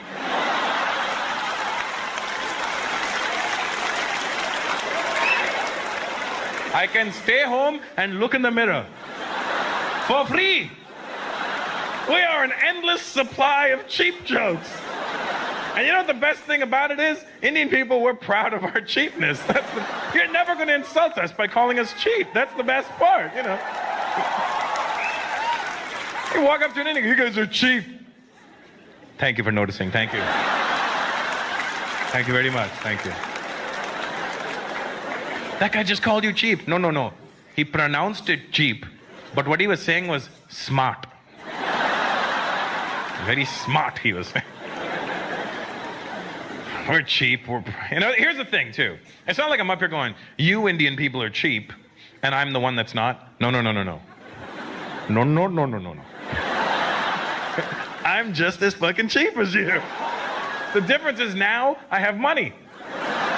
I'm just cheap in better stores. I'll be looking at like an Armani shirt.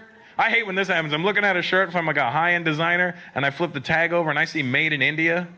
I'm stuck with a real dilemma. I'm like, shit. Do I buy this? Or do I call my uncle?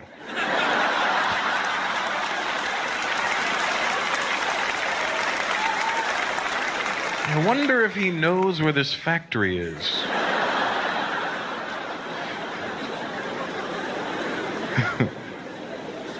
We are cheap. Everybody's cheap, aren't they? Never call white people cheap. White people get really upset when you call them cheap. You ever call the white person cheap? They get very angry. Because white people actually are probably the only people that aren't cheap. You ever call a white guy cheap? You're cheap. Fuck you, I'm cheap. I'll buy you a beer. You want a beer? That's how white guys get around being cheap. You want a beer? You want a beer? You want a beer? You want a beer? You want a beer? Huh? You want a beer? Huh? Fuck you, I'm not cheap. I'll buy everybody beer.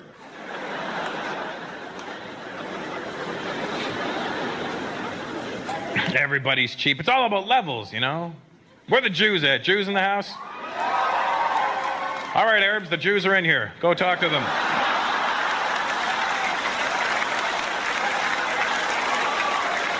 You've got some hugging to do.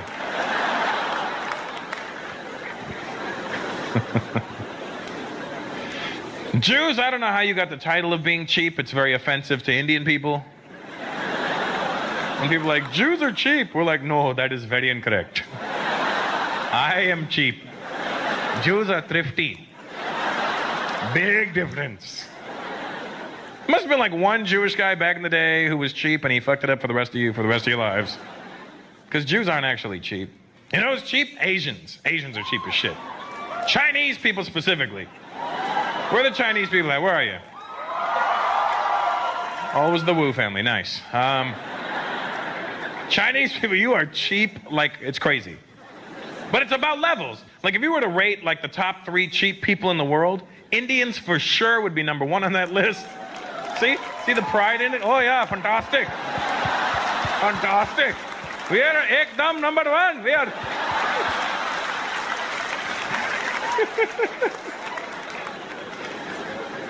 Indians for sure number 1 on that list. Very, very close second, Chinese.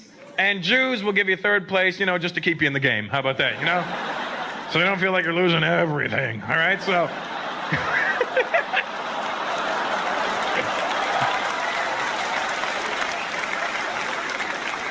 But it's all about levels. Like, let's just say there's a Louis Vuitton boutique, right?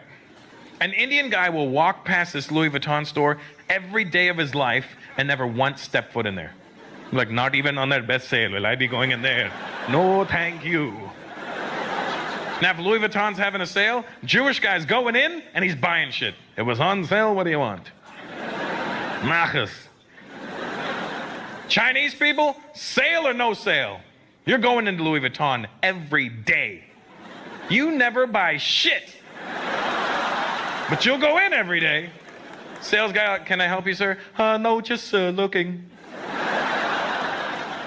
Minute sales guy turns his back, Chinese guy whips out a camera.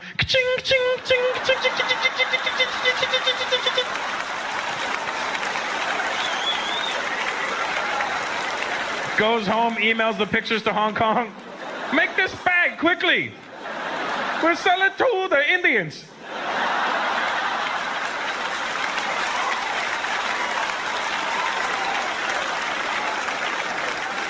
That's a sale you never want to see happening. A Chinese guy trying to sell an Indian guy a Louis Vuitton bag? Neither one of them can say Louis Vuitton properly. Hey, Mr. Indian guy. You want to sign a pack?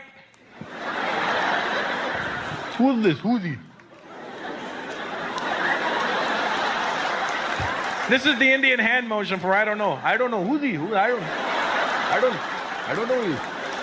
Who's he? Who's this? Who's this guy? It's to sign a pack. It's initials LV. Who's he? Who's this LV? Who's he? Remember growing up, Dad, who finished the milk? I don't know. I wasn't there. I don't know. Son, I can't hear. Nothing. Nothing is coming. I don't know what the fuck that's supposed to mean. Nothing is coming. Nothing. Who's this? Who's this LV? That's to sign an initial. Then it has a name underneath. Who's this? Lose weed. Lose weed. Lose weed. What the fuck are you saying? I'm reading designer's name, Lose Wooden. Why don't you spell what you see? Okay. Okay. Okay, lose. Lose is lose, huh? Absolutely lose is lose. 150,000% sure? Lose is lose. That's an Indian person convincing you of shit. You ever try and buy something like, oh, give me the best price. Okay, sir, I'm telling you, sir, final price. Best price. Take it and go. Take it and go. Take it and go. Okay, so lose is lose. All right, fine. Lose is lose. What's his last name? Weird. I didn't say it all fucked up. I said spell it out. Okay. We. U-I. P-D-O-N. Because that's how we spell shit. We'll go slow for like the first 3 letters, and then we jog through the other half of the name, don't we? We do the same thing with phone numbers. All right, give me your phone number. Okay. 212 555 8246.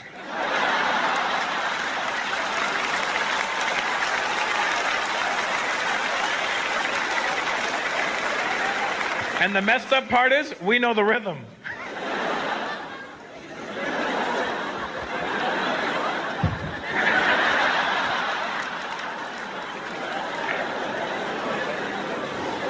Here's the thing with Indian people being cheap. Our cheapness actually changed the world.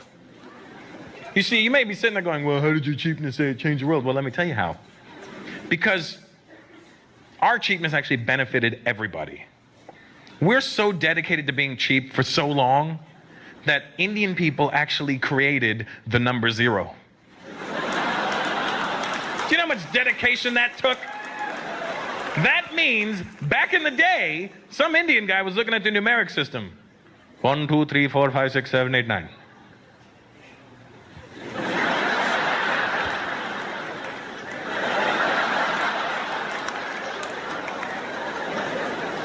None of those are amounts I want to pay.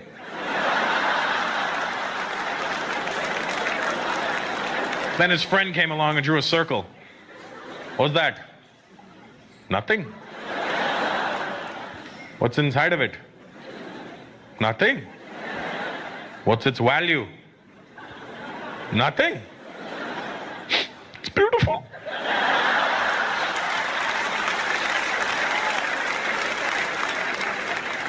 We shall call it 0. Take it and go.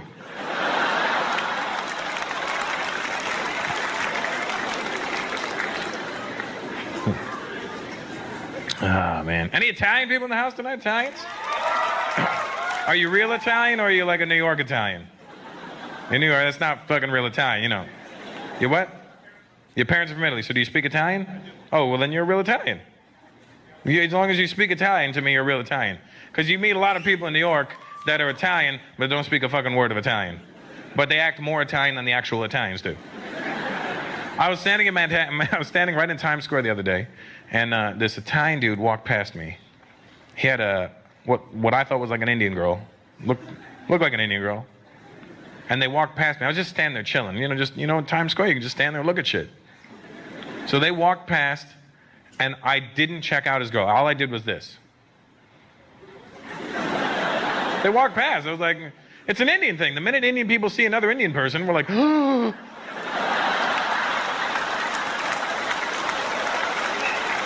I thought I was the only one. That's the bubble we live in. But I didn't gawk. They walked by and I just did this. And I just continued looking at nothing. I was just looking at Times Square. You're just fucking looking at shit. And I don't know how this dude saw me. But all of a sudden behind me I hear, hey! And it's Times Square, so you don't pay attention to every A that you hear. So I'm just, hey! Hey, dick face! I was like, dick face? I want to see who this dick face is.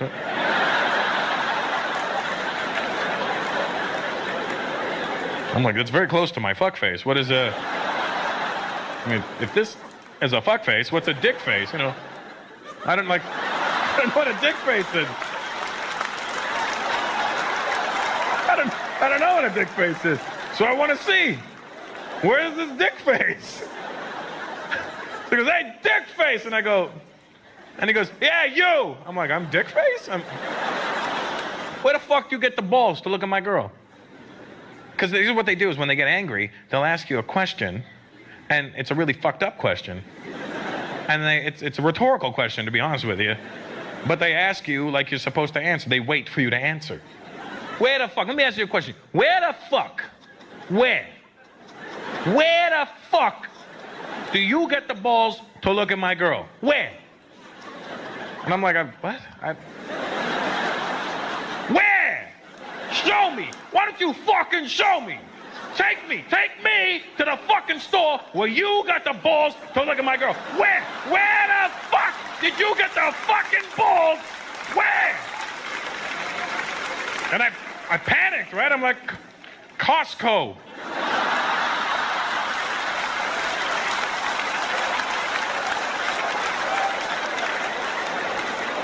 Got a jar.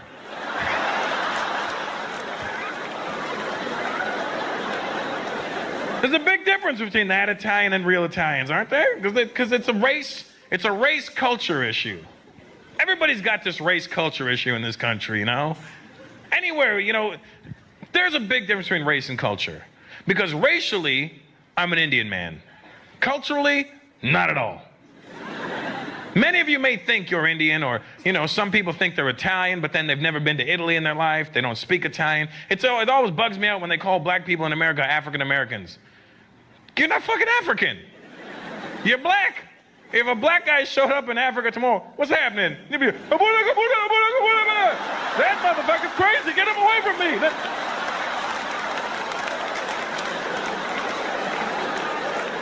They'd be looking for a white guy. Oh my God, thank God you're here. Whew. Those brothers over there out their mind.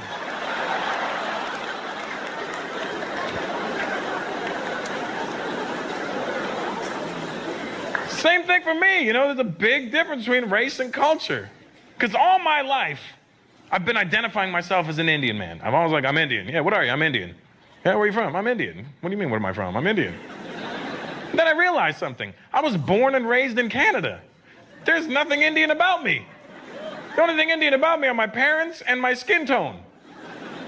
That's it. Culturally, I'm not Indian at all. And the only reason I know this is because last year I went to India to do some shows. And I thought I was Indian. And when we're flying over to India, I had this overwhelming Indian feeling. Inside of me, I was like, I'm the most Indian man ever. I just thought I was so Indian, you know? We arrived in Bombay, I was like yelling at the flight attendant, open the doors to this plane. Let me at my Indian people. Let me show those Indians what it's like to be Indian. She opened the doors to that plane, I turned Canadian so fast. I was like, I am so...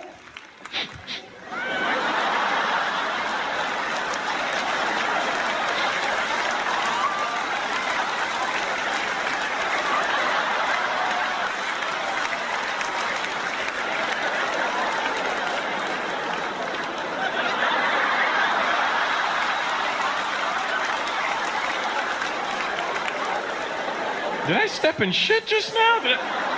When you arrive in India, the minute they open the doors of that plane, you get an overwhelming blast of shit smell right up your nose.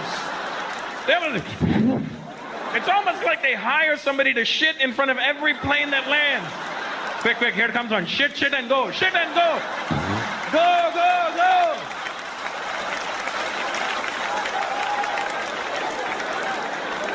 And if you're an Indian person out there thinking to yourself, that's not true, that's not true, then fuck you, you probably had a cold or landed in the wrong country.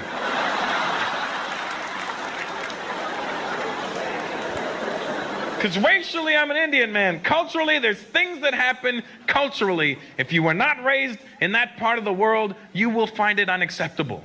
Like in India, grown-ass men hold hands with other men and walk down the street like everything's okay.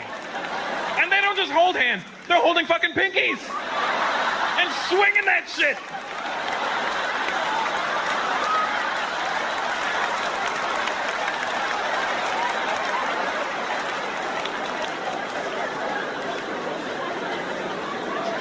to them, there's nothing gay about it. Here's the thing. There's nothing gay to them. To them, I'm holding my friend's hand. What's gay about that?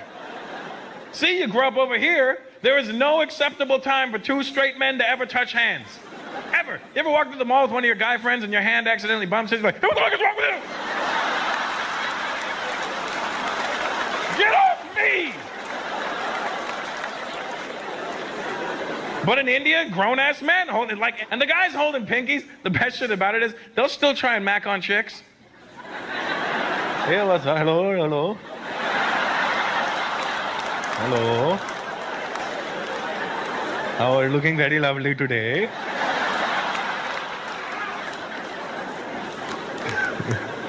Some guys act like thugs, holding hands. They'll be holding pinkies and eyeballing you. Like they're trying to start some shit.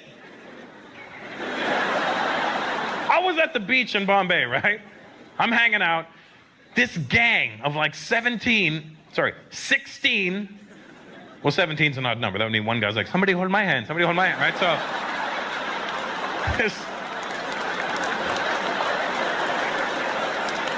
this gang of like 16 dudes is walking across the beach, holding pinkies and giving everybody dirty looks.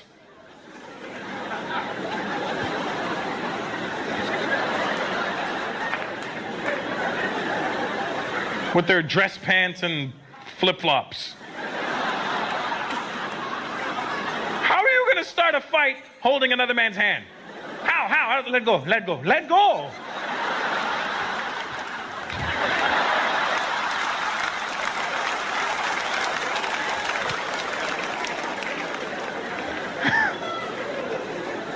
It's a different world over there, man.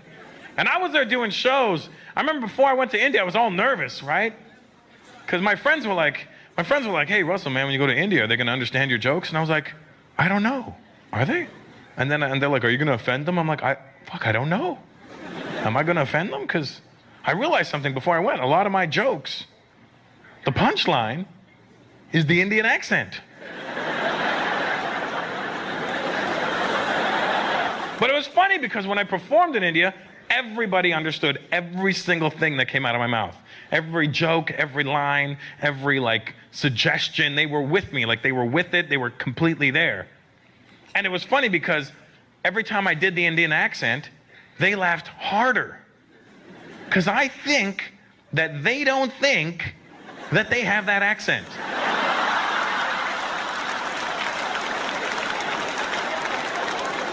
They think there's like one guy in India with this accent. Probably the same guy shitting in front of every plane, you know what I mean? Because they would come up to me on the streets. People would like in India walk up to me on the streets. First of all, I don't know how the hell they recognize me on the streets. I'm like, it's India.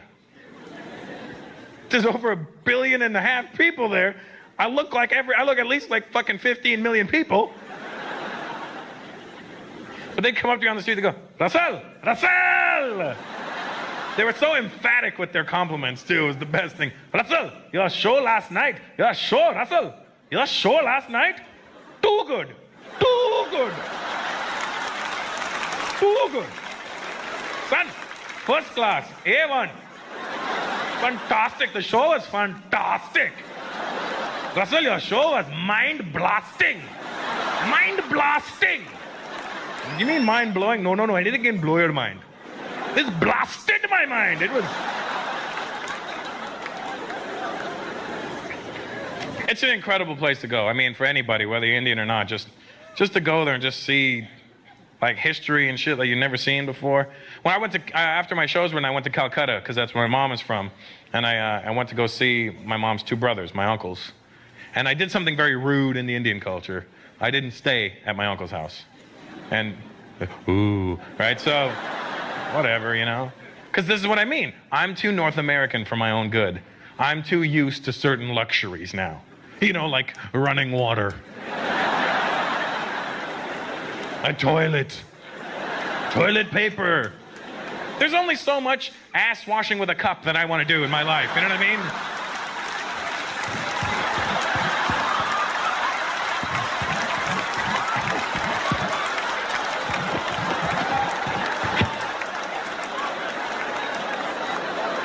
Excuse me, pardon me, excuse me. Excuse me. Pardon me. Sorry.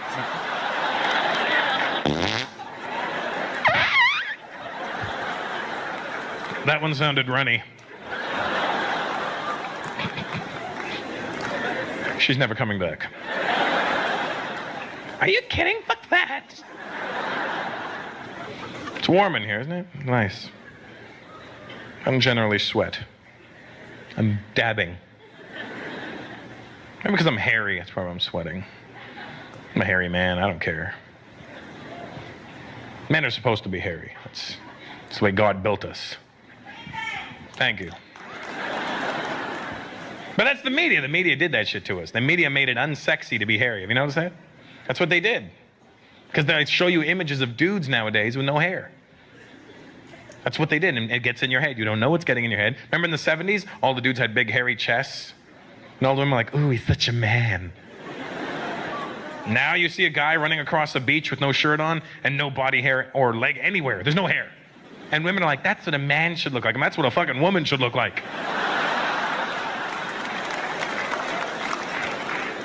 They do it to target the younger women. Younger women generally fall for this shit. I know, because I sleep around. I don't discriminate, young, old, sexy, sexy. I was with this one girl. She was in her early 20s. I took off my shirt, and she got physically mad that I had hair on my chest. She started pointing. She was like, ew, you're fucking gross. Have you ever felt your penis invert? Have you ever had that feeling just...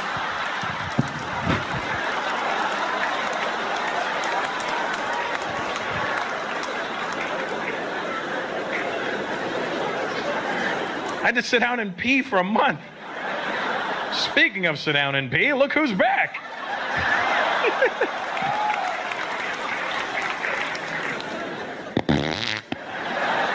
You were gone long, damn, that was... You were like, hey, we're gonna go see the Indian guy, maybe we should have Indian food.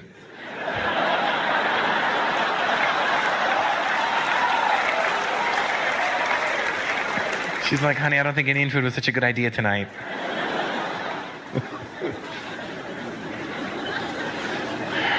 You're Italian, are you a hairy dude? Yeah? And you like it, right? It's good, it's more masculine when they're hairy, isn't it? You don't like hair, look, you paused, you did an inhale, you did this. I went, you like hair? She went, He doesn't have what? Back hair, that's the problem. Oh, back hair is the problem. He doesn't have back hair, so he's okay. Ooh. Fuck that. Men are hairy, that's how we're built. Now, I'm not saying if you were born without hair, you know, body hair, that you're less of a man. That's just the way God built you. Maybe he doesn't love you as much.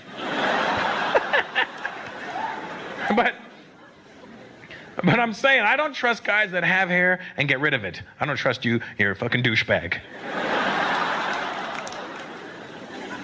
There's certain grooming that's okay, that is acceptable in my eyes, you know? Like if you have a unibrow and you get rid of the middle, that's fine. I had a unibrow, I got rid of it. I've got 2 eyebrows now. That to me made good sense mathematically. If I have 1, chop it in half, I have 2.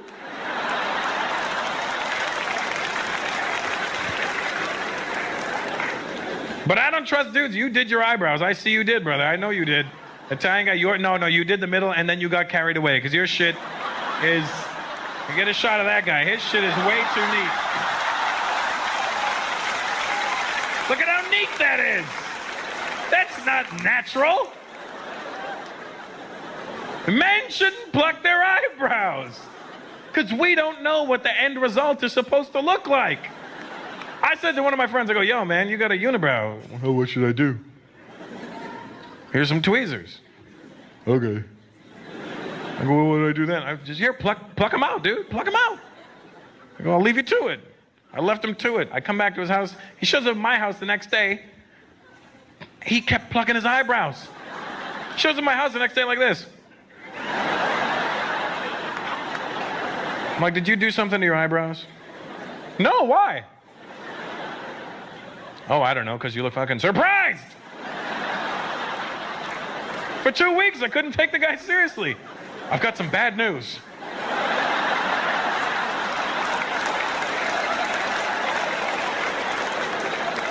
How do you sleep with that shit?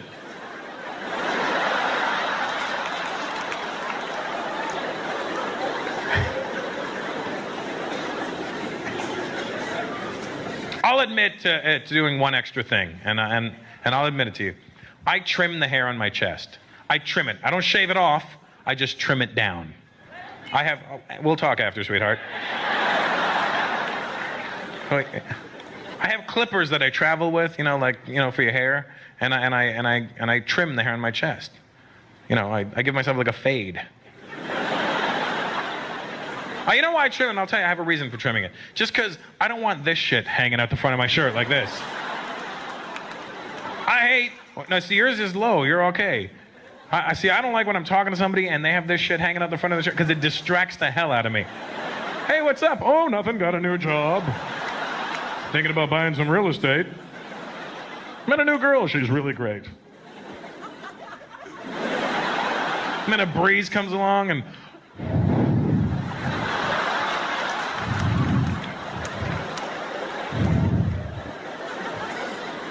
So I trim it down.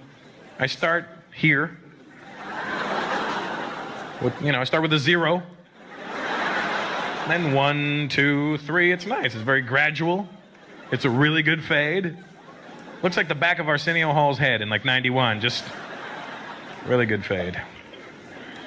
Why are you acting like I'm the only guy in this room who shaves his balls? Why? Why is this happening right now? You're a ball shaver, aren't you? I mean, I don't mean of everybody. I mean of your own. I mean, it's not like... I don't mean like you've got a shop in the street, this is welcome to Barney's ball shaving hut. You don't shave your balls, dude? Why wouldn't you? It's just better. It's free. Look, I could stand here right now and do this, look. And I know that my balls are going wong, wong, wong, wong, wong, wong. You have a big bush, they're not moving, they're just moving with you. Women appreciate the effort. When you pull it out, there's nothing there, look. See, those are the sluts that see a lot of dick. Those are them. Hello, whores!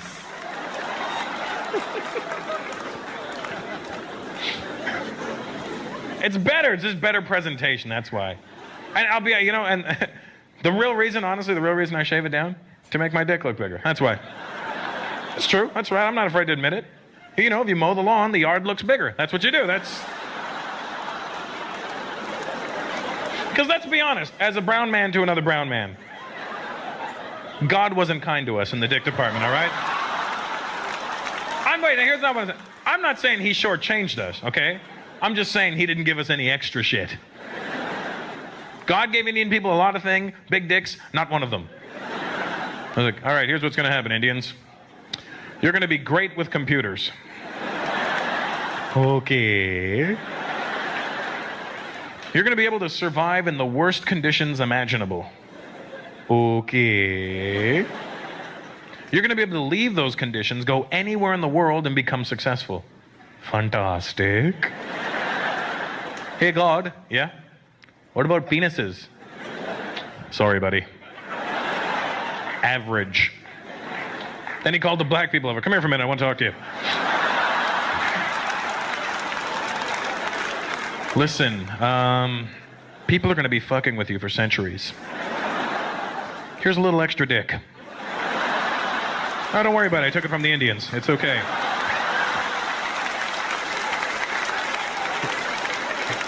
It color matches perfectly.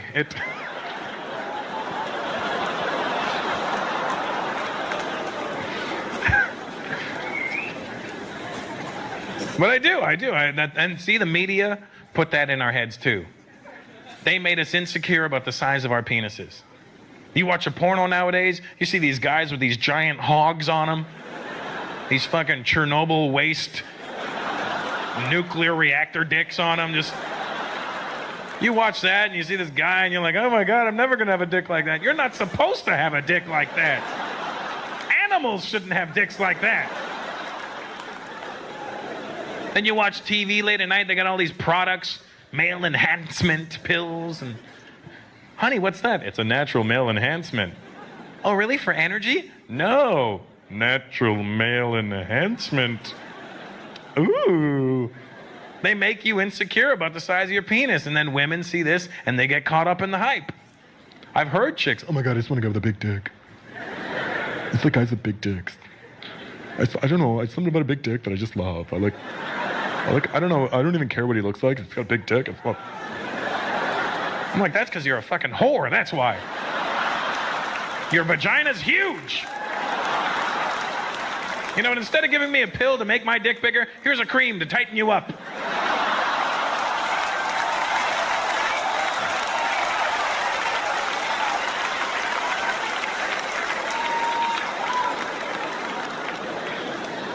So what I'm saying is, as a brown man, with my balls shaved and everything, I can confidently whip out my wiener. I go like this, ta-da! But if you have a big bush down there, you know, you're gonna pull it out and she's like, is that it? You go, no, but wait, there's more.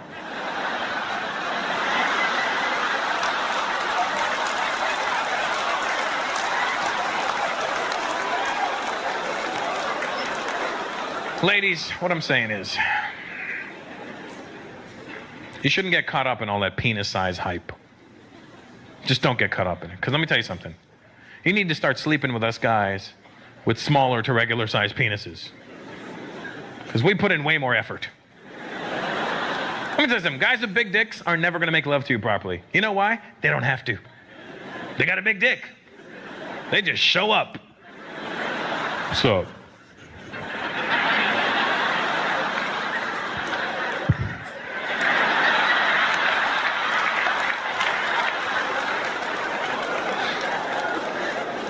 I can't believe I did that with my mom in the audience.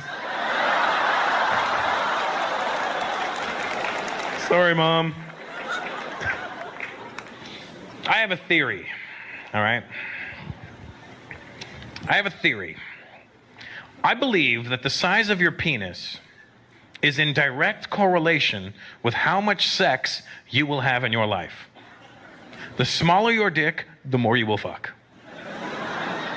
Because we got our pride is riding on it, you know?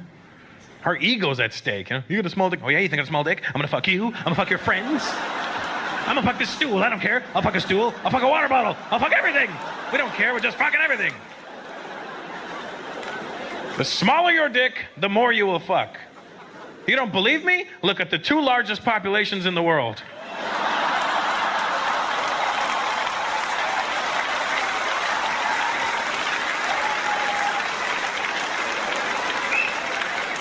Chinese guys started clapping like, yeah, oh, hey, wait a minute.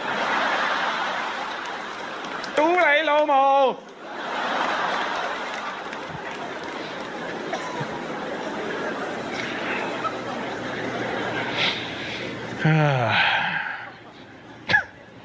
It's funny, I look over at the kid, he's just like, I don't know what's happening anymore. I don't even have balls yet. I don't know how.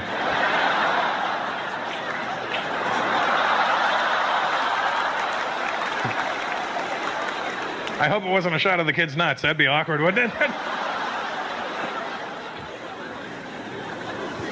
I don't like a lot of sports, I'll be honest with him. I hate soccer. I hate soccer.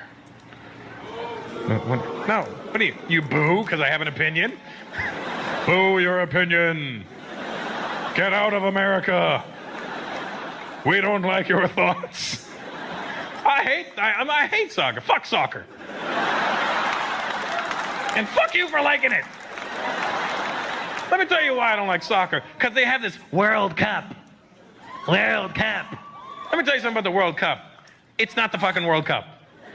You know why? Because the 2 countries that represent me are never in the World Cup. Canada and India are never in the World Cup. Canada, for obvious reasons. It's a world event.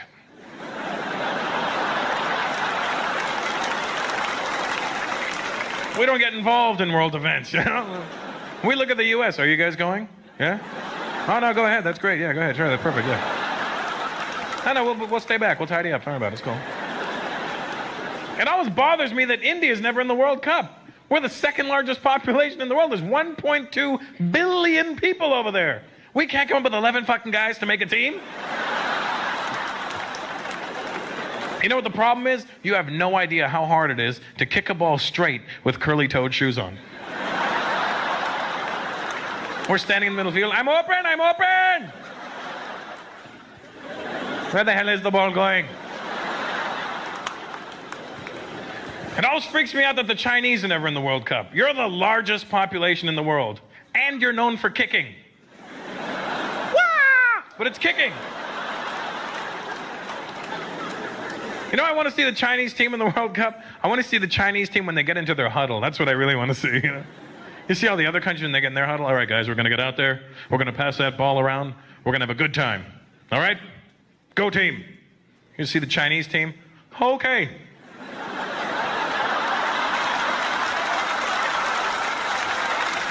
Hey, asshole, listen up. When you see the ball coming, then you go down the field. Chase the Guaylo with the ball. Something's going down. Be a man.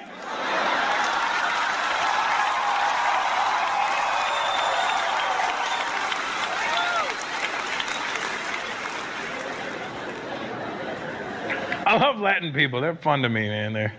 Oh, you Latino, bro? Are you? What are you? Colombian. Your girl Latina? She. What are you, Colombian as well? Oh, you found each other. Mira, colombiana. Sí. Colombiano? Sí. Ay, ay, ay.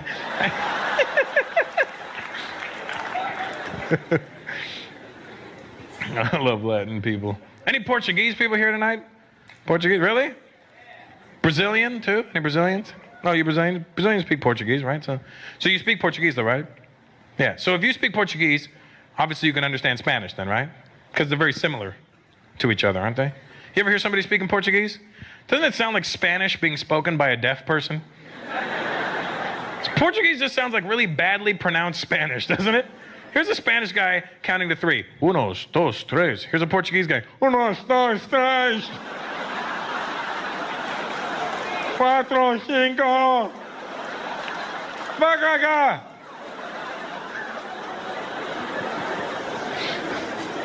Here's a Spanish guy. ¿Cómo estás? Here's a Portuguese guy. ¿Cómo estás? Oh.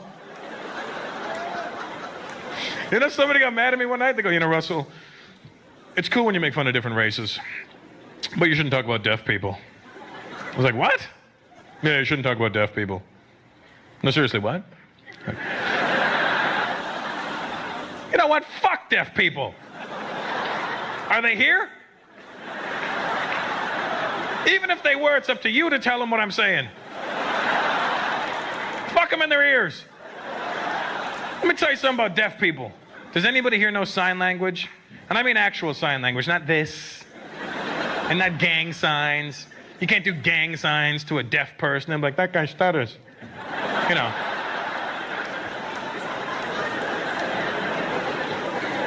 If you know sign language, you'll know that I'm not making this shit up. Whoever invented sign language had their own little racist agenda happening. Because sign language is a very offensive way of communicating. They're trying to change it now to make it more politically correct. I'm serious. You know what the sign for Chinese person is? Let me tell you something. It's exactly what you think it is.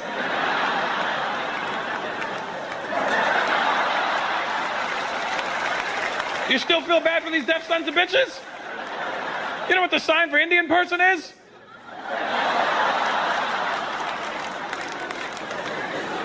Because I live in LA, I had to learn the sign for Mexican. I learned 2 signs for Mexican. The first one doesn't even seem offensive till you find out what it is. Here's the first sign for Mexican, look. You know what that is? A poncho. Here's the second sign for Mexican. This is fucked up too, look. A long-ass mustache. What the fuck does that have to do with being Mexican? My gardener's never shown up at my house. Hola, señor. I'm here to shave the grass. You're Colombian. I don't know what the sign for Colombian is. Probably, you know, I don't know. I'm just saying.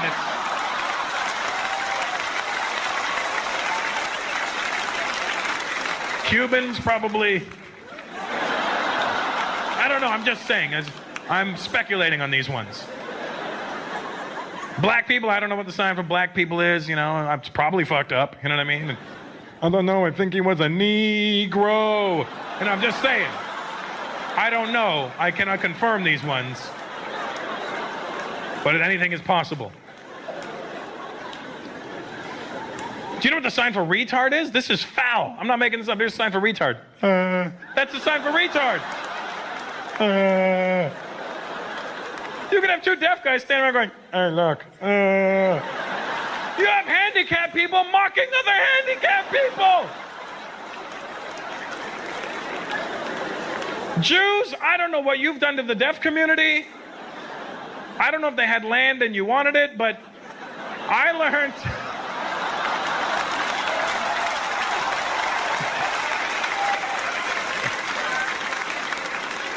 I learned 3 signs for Jewish people, and I'm not making this shit up. Each sign is progressively more offensive than the next. Here's the first sign for Jewish person. Now, the first sign isn't so bad. It kind of makes sense when you see it. Here's the first sign for Jewish person. Look. Right? It's a long beard. You go, oh, that makes sense. Is it a guy? Yeah, it makes sense, right? Then they start to get fucked up. And I'm not making this shit up. Here's the second sign for Jewish person. That's fucked up, isn't it? And here's the third sign for Jew. And I'm not making any of this shit up. Look. That is some foul shit.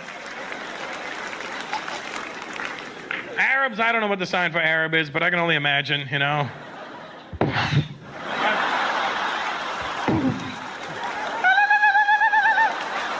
You know what? It can't be, because deaf people can't hit that note. Thank you very much, New York. You guys were awesome. Good night.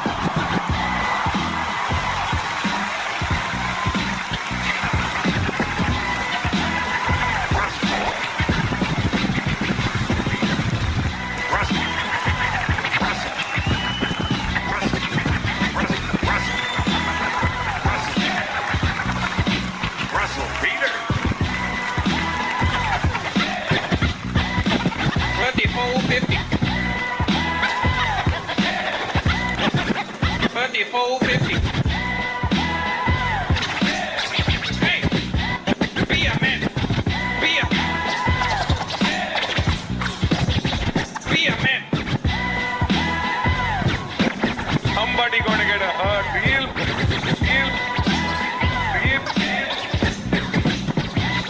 bad.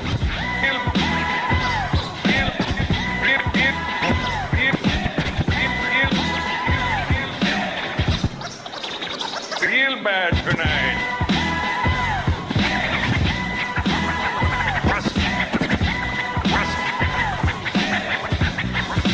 Russell Peter.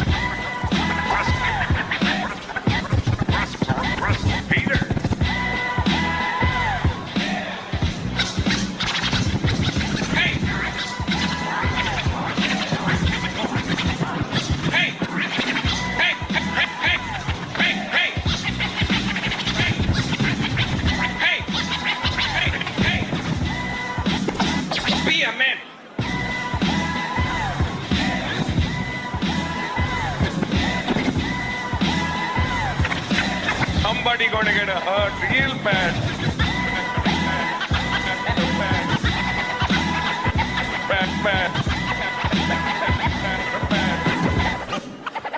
Bad tonight.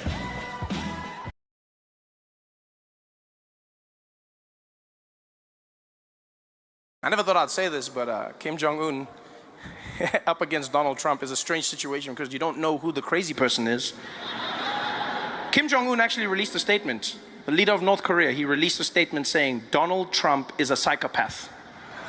I cannot work with him. Do you know how insane that is? For him to send a message about Donald Trump, where he's just like, guys, I'm wild, but I mean, I don't know this guy. And Donald is crazy. People ask me all the time, they go like, Trevor, come on, you're not being serious. I meet South Africans, they go like, Trevor, come on, man, Donald can't be that crazy, man, eh?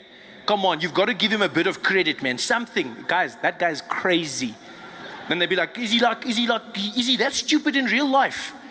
Then you're like, yeah. Then he's like, so is he stupid like Malima and them? Then I'm like, no, guys, Julius is smart, don't play those games. I know people get tricked by Julius Malema and Jacob. Those guys are smart, especially Jacob Zuma. People get fooled by him, you know, because he's got that cute vibe, always giggling. That guy is a master tactician. Look now, vote of no confidence, survived again. People are shocked. How did he do it? How did he do it? If you watch Days of Our Lives, he's the Stefano De Miro of this game. Every day he wakes up looking in the mirror going, like sands through the hourglass, so are the days of our lives.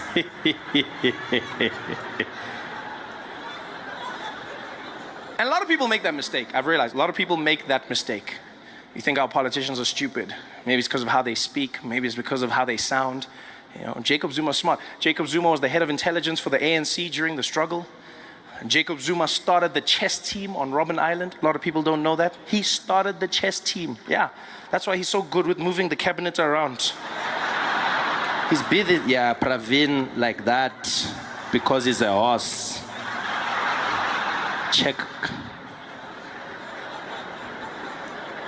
Donald Trump is not like that. One thing I'll say about Jacob Zuma, catch him in a corner, ask him anything about policy, that guy will rattle it off. He may not know how to read, but he knows what he's talking about. Donald Trump has no clue about any policy whatsoever. He knows nothing about geopolitics. He knows nothing about his healthcare. Every time Donald Trump answers a question, you know he doesn't know the answer because he answers it like he's a contestant in one of his own beauty pageants. That's how he answers it. Every time you see Donald Trump on TV, you can see he's making it up as he's going along. They'll be like, Mr. President, can you tell us about your healthcare rollout and how pre-existing conditions are going to be covered? I know. We're going to have so much coverage, folks. The best coverage. All the coverage. I'm going to get it. All of it. It's gonna be so good, great. Some people even say the best. But how is it gonna work? It's gonna work. It's just gonna work, folks. It's gonna work. It's gonna be done. I'm gonna do it. It's gonna be done. And the people in South Africa and Iraq and the countries and health and insurance, and we're gonna do all the things healthy with the money and also thank you.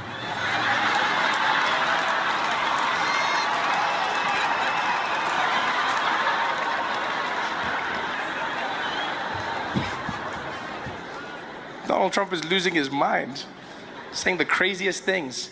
We're gonna build a wall, and Mexico's gonna pay for it. I love how Mexico's like, we ain't paying for shit, man.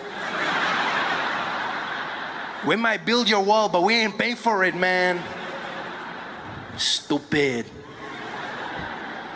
Donald Trump's just doing his own thing. Everything seems to be going wrong for him. Now he's getting ready to start a war, launch a nuclear weapon. North Korea, they will know fire and fury. Fury and fire, fast and furious. Tokyo Drift, like no one's ever seen. This guy's gonna blow up the world, people. He's not having a good time. So I correct people all the time. I go, look, man, say what you want about Jacob Zuma. He knows his policy. Yeah, doesn't mean he's getting things right. Doesn't mean he's doing the correct things, but he knows his policy. You can't say they're the same, you know? And say what you want about Jacob Zuma, but he knows how to handle his ladies. Yeah, he doesn't have any problems there. Donald Trump, walking around in public, his wife smacking his hand away. Pa! In public. Do you know how embarrassing that was? Donald Trump was there trying to hold Melania's hand. She just slapped it away. He tried to grab it and she, pop. And then the second time he tried to grab it and she just did like a little thing. And everyone was like, are they okay? Are they fighting? I was like, yeah, of course they're fighting. They're having a horrible time. Completely horrible time. And you don't even need to see the video of the hands to know that they're having a bad time. I've had a theory for a long time that Donald Trump and his wife are not in a happy relationship. And I don't want to start any rumors, but I've noticed this. You know, I've noticed it in their speeches. Every time Donald Trump or Melania speak, it seems like they're throwing shade at each other. They're giving a speech, but they're actually talking trash about the spouse. Every time, all you have to do is listen to the subtext of what they're saying. For instance, Melania Trump came out. She made a speech about her platform as First Lady. In America, every First Lady gets to choose what their dream job is going to be, what they're going to be doing to help the country. Michelle Obama says she's going to help kids get healthy meals and work out. Melania Trump came out, and what did she choose? She came out, no one forced her, and she was like, as First Lady, I believe we need to fight against the cyberbullying. All of the people on the Twitter who are saying the bad things, we need to stop them. We need to make sure that they cannot carry on what they're doing. I was like, do you know your husband, lady? And now I realize she was doing it on purpose. They were having a fight. Yeah. She probably got home that night, dropped her keys on the table. Donald Trump was sitting in the living room, turned on the lights. Hi, Melania. I saw what you said about me on the news. It was very not nice.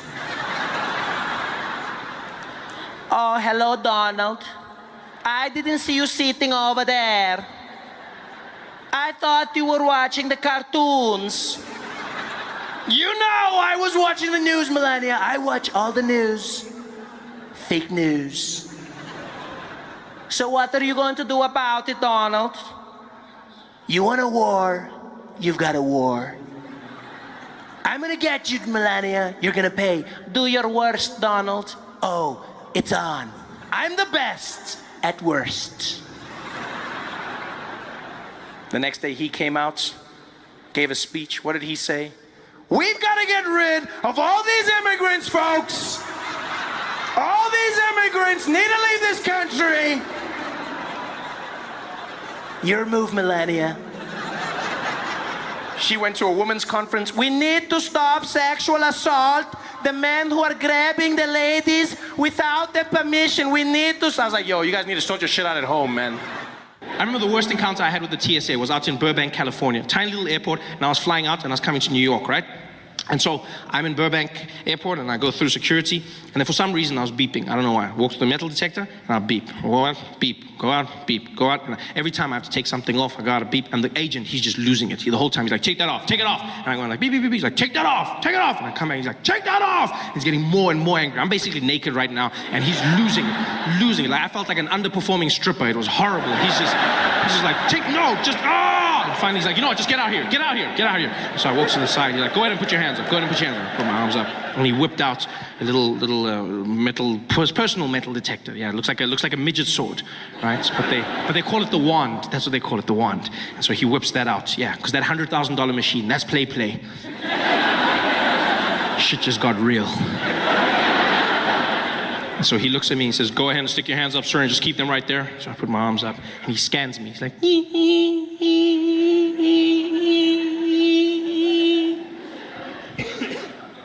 you got any metal objects on you? I'm like, well, then what was that for? If you were gonna ask me anyway, then what was this? The foreplay to my honesty? What is this? Why? And then, as if he can't do this right, he calls for backup. He goes, I'm gonna need you wait. Can we get Velasquez to gate 10, please? Velasquez to gate 10. And he calls for a man by the name Velasquez, who I'm assuming was the best wander that they had. because he wasn't even on the floor. They called for him, and Velasquez emerged from the back offices of the TSA. And he walked out, and the energy changed. People bowed their heads as he walked past. Everyone gave him a little nod. You could see he was special, and he didn't look like it. He didn't look like much. You know, Velasquez was a little Mexican man, very long mustache, big chest, and he was very short, really, really short guy. But he didn't feel short. Like, he looked short, but he didn't feel short. Do you know what I mean? Like he had this thing. You know those short people that are so confident, it looks like they just chose to grow low. He had that energy. And so Velasquez walks down towards where I'm standing with my agent. My guy tries to apologize, says, I don't know what's going on. I silenced him with one move of his hand. He's like, no, I go. And he stepped up, he looked me in the eye, and he's like, sir, you got to stand for side and not give for that, okay? Don't touch nothing on the movie, okay? None of that. And I didn't know what he was saying. But I knew what he meant. And so I stood there, I raised my arms. And as I did, he whipped out his wand. And he started using it all over me. And as soon as he did, I knew why he was who he was. It was the most magical thing I've ever come across in my life. The way he wielded that wand was unlike anything I've ever experienced. I felt like I was being blessed. I just stood there with my head down as he went all over me, just blessing me with his power. It was something special. It was like a force and energy. It's so, like on the outside, you still heard that beeping. It was like, ee, but in my head, I heard a lightsaber. That's what I heard. I heard like, it was like,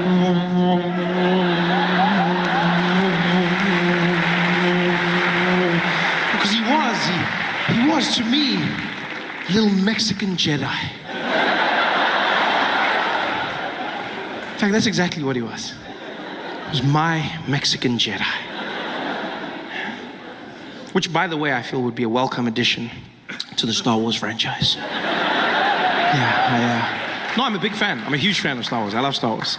I was super excited when I found out they'd be making another one. I was losing my mind. I went back, watched all the movies, and I came to realize that there's no Mexican Jedis, not even one. There's no Mexican Jedis. Which is weird. Because when you look at it, technically speaking, Star Wars is a vision of America in a distant future. So, surely it would be safe to say, judging by the current trajectory of Mexican people in America, I'm sure it would be safe to say that by that time, in a galaxy far, far away, there would be at least one. Yeah, just one Mexican Jedi. It's not even like it would spoil the story. Who knows, it might open up a whole new avenue. Can you imagine how different that epic scene between Luke and Darth could have been? Them battling it out on the Death Star. The moments of realization.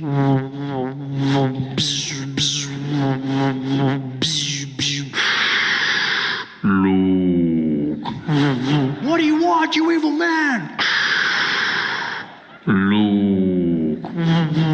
What do you want from me? No. Luke, man. Luke.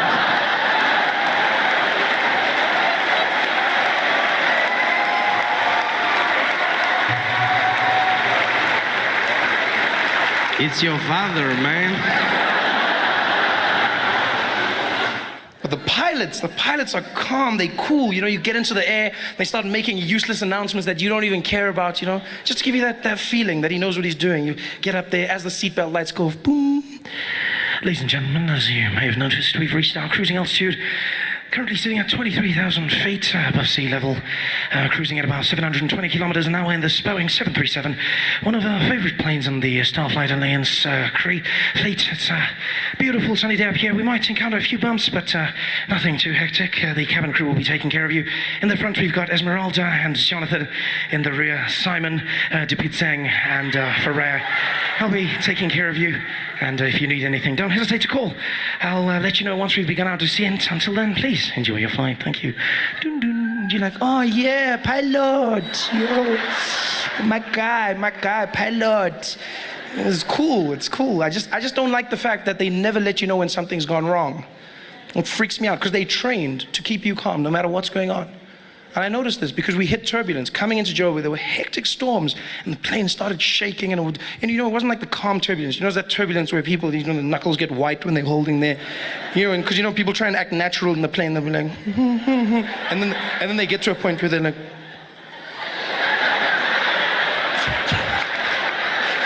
When that point comes, and like everyone is panicking, except the air hostesses. They're amazing. I love how they do it, Like you'll hit the turbulence, be like, things are falling, the bags are hitting the sides of the compartments, people are panicking, and except they just move through naturally. It's freaky. It's almost like the lower half is not connected to the upper body, because they'll just carry on. They'll be like, yes, you guys. Would you guys like some coffee? Yeah, okay. There you go. Be careful, it's hot. Thank you. All right then. Anything for you, sir? Yeah, okay. Okay then. Just pass me a apple juice. All right, thank you very much. There you go. Would you like some ice? No ice, thank you. You know how they do it. And then the pilot has the nerve to come on in the middle of the biggest storm ever. The plane is shaking, the wings are tilting slightly upwards. You think you're gonna die. It's like people are screaming. It's ladies and gentlemen, we've encountered some slight turbulence.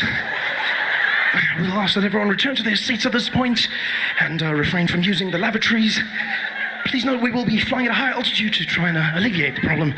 Also, keep your seatbelts fastened, and no hot drinks will be served at this time for your safety. Thank you very much, and I'll speak to you in a moment once we've gotten out of this bumpy patch. Speak to you in a moment. That moment might never come. He doesn't tell you this. When the nationwide flight lost an engine, the pilot said nothing. There, it just fell. Quiet. I don't want a pilot like that. I want someone who lets me know. I want to know before I'm going to die. I want to know. I want to say a prayer or two. I want to prepare myself, I want to forgive everyone that I hate in the world. Give me a chance. Give me a chance. But they don't, pilots. No, they don't. I bet people who die in plane crashes don't even know they've died. It must be the worst feeling in the world. There's like a whole bunch of confused people popping into heaven like, poof. I swear these airports change all the time. I never know where to go. I'm like, are we in heaven? Oh, wow, I can't believe we made it, hey? I can't believe, wow, this is amazing. And there's St. Peter at the gates, and he's like, hey, come forward, please, come forward. Come forward. She's like, who you are? I'm St. Peter. How about you? Yeah, I know, many of people are shocked. Just come. I get that all the time. Just come. No, I just thought that, no, don't worry, just come, please. Just wait till you see Jesus. Come.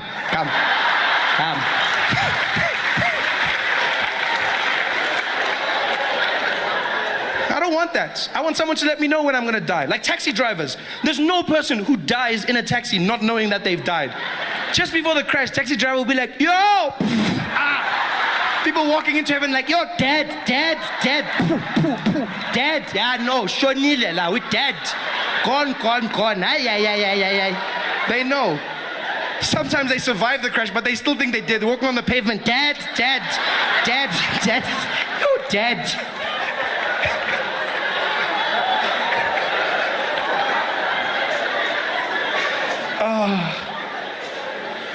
But luckily we did land safely in Johannesburg. We landed safely and everyone clapped when the plane landed. Yay! Clapped and walked into the airport terminal building. And that's the point when you realize you're back in South Africa. When you're flying, it's international. And then when you land at any of our airports, and if you listen carefully, you realize that you're back. Like South Africa, once again, the world went there. Then we were like, no, going. Yeah, we'll find just that's it. Because all over the world, they conform to a norm, and that is in airports, women make announcements. It's always a woman, always. And she's always calm, always monotone. Always come over that system. She sits in a room quietly. They bring her the pages one by one. You can be in Heathrow, for instance. You'll hear that woman come on the system. Dum, dum. Attention all passengers. Please note this is an airport announcement. No passengers are permitted to leave any items unattended, as this may be seen as a security risk. Any unattended luggage will be removed by security and destroyed. Thank you. Dun, dun. Everywhere in the world, even if you go to like non-English speaking countries, they still conform to that norm. You go to places like China where you wouldn't expect it, You think, I see some of you probably think they'll be like, oh, don't even laugh, that's racist, don't even laugh. No, that's racist, you don't even laugh. But they're not. They're calm. It's a woman, still the same. She's just another language. She'll come on the piano and be like, dum dum. 才个是那些，从早考个一学的，跑个一学的，不得去些哎为他个一些，从早考的一次，谢谢你，dum dum. And you know they've conformed. And then you land in South Africa. And you know you've landed. You know that you're back home when you walk into the airport terminal building. You walk in, and I don't even know if they audition the people who do it. No. It's almost like whoever's closest to the mic gets to do it first, you know? Yeah, hands are lap, hands. It's the craziest thing. Luckily, 99% of the time it's a woman, but she'll come on. It's the craziest thing ever. As you walk in, she'll come and be like, dum dum. Attention all passengers. Attention all passengers. Hello. Hello, I'm talking to you. Hello.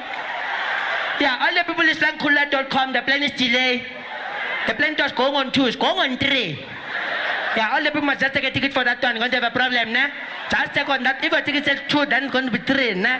That mustn't complain when the plane is not there, because then I need to tell you now, then you must just phone the people that are coming to pick you up, must tell them, yo, I need my plane is changed, it's stuck. And then they start speaking to people in the background. They don't even turn off their mic. All the must just tell the people they are, but tell you, I want the pellet and the cooking.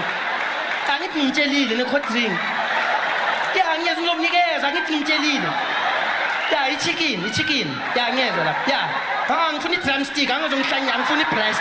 It's drumstick. Yeah, I'm funny drumstick. Okay, yes, I get 7. I get 7. Okay. All the people is like one time. The gate is changed. It's not D2. It's C15. It's not D2. It's C15. If you can go to D2, oh, you can find nothing. Okay, bye-bye. But I need my chain.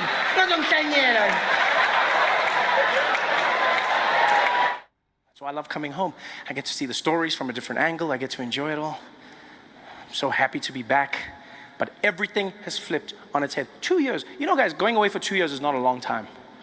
And you come back to South Africa and everything has flipped on its head. I went away for 2 years. I come back and white people are on strike. I thought it was a Leon Schuster sketch. In the streets, white people marching, and immediately you're like, these people have no experience. No experience whatsoever. And white people, I'm not trying to minimize your pain in any way, but I'm just gonna say, when watching it on the news, it doesn't have the same gravity of the march of black people and colored people and Indian people in South Africa. Because when people of color in South Africa march, you can see they want service delivery. When white people march, it looks like you're fighting for vitality points.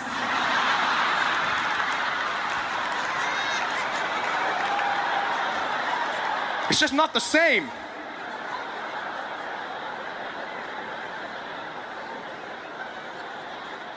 And then I saw white people got offended because they said, we're gonna launch a march. Zuma must go. Zuma must fall. We want him gone. And then black people didn't join. And white people like, why don't they join? Why won't they join us? Yo, why won't they join? Because it's racism. Huh? We're marching for this country and they don't want to march with us because it's racism. That's why they don't want to join us. No, guys. Black people are not joining your march. It's not because of racism. It's because of rhythm.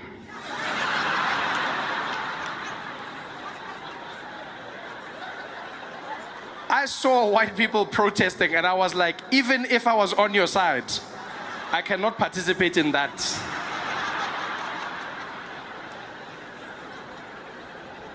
The best white marches South Africa had were 3 old white ladies who had the worst struggle song I've ever heard in my life. Sounded like a lullaby converted into a struggle anthem. Zuma must go. Zuma must go. Zuma must go. Zuma must go. Zuma must go. Zuma must go. Yo, I can't march to that, guys. I don't even know where to begin. You realize a march is all about rhythm, right? 10% of every march is the issue, 90% is the beat. When black people march, you need to encourage others to join. Along the way, you need to pick up stragglers. Just some people who get into the rhythm as you move past. Some guys are just there as you walk past. House, house, give up, house, give up, house, house, da da da da, house, give up, house, house, give up, house, da da da, house, house, give up, house, give up, house, house. Ah, people are joining. People are joining. It's got power. You realize black people are marching from Soweto to Pretoria. You need a march that will move you.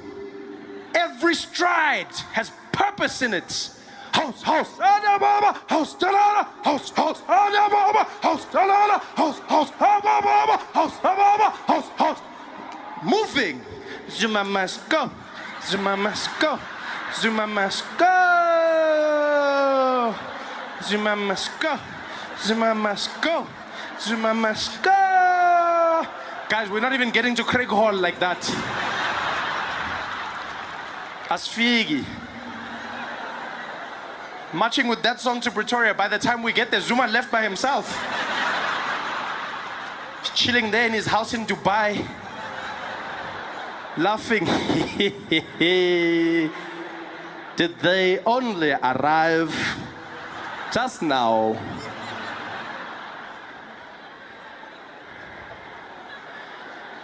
I was watching white people going, but why? Why are you marching? What are you guys doing? Yeah, now you want to do the hard work.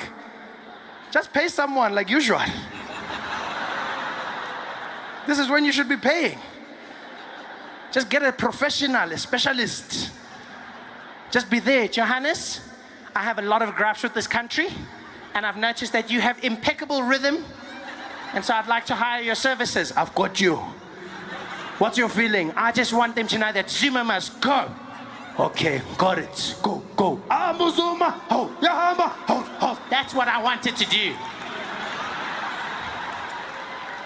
Hire a specialist, people. Get it done.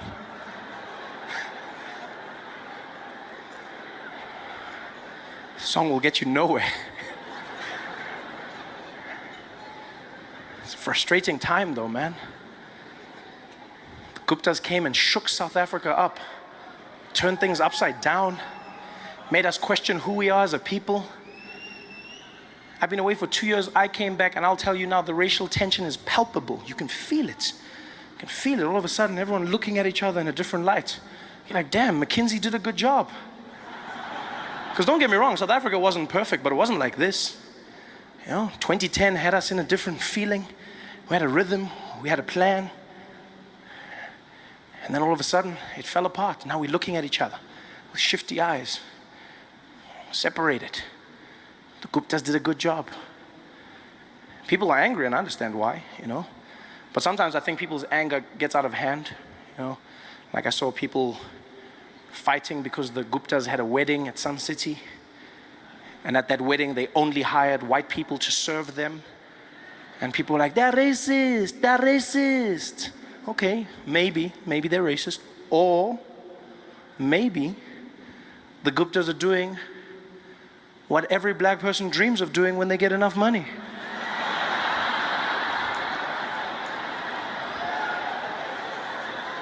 And that is hiring white people to work for you. Which black man in this audience can't say he doesn't remember the first time he went to a restaurant and he was sitting there? Some white guy came up to the table. Good afternoon, gentlemen. Can I help you with anything?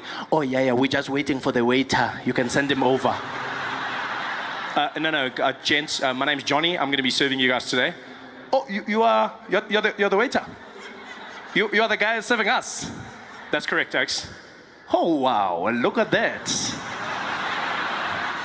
Well, in that case, Johnny, let's start with the specials menu, please.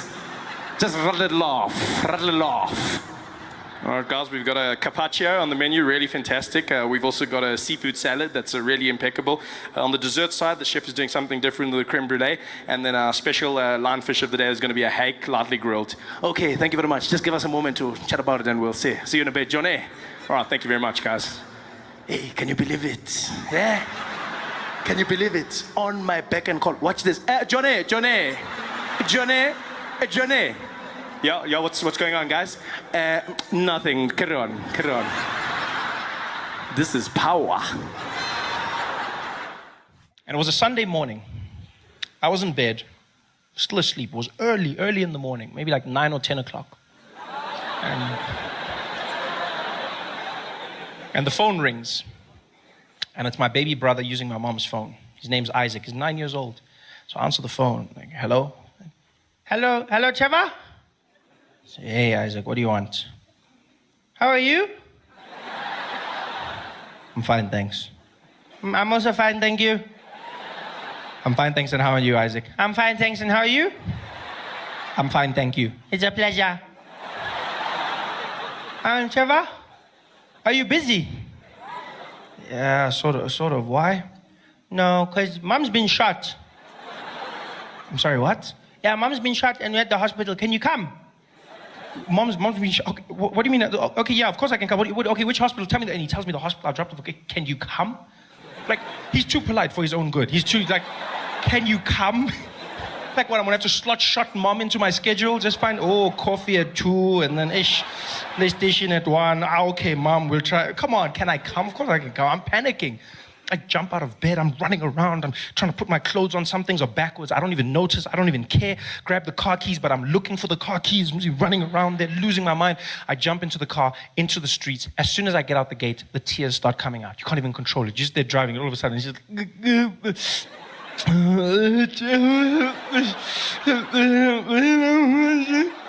I'm driving, I'm trying to hold it back, but then I get to the traffic lights, the robot is red, and I just let it out. It just comes out. No,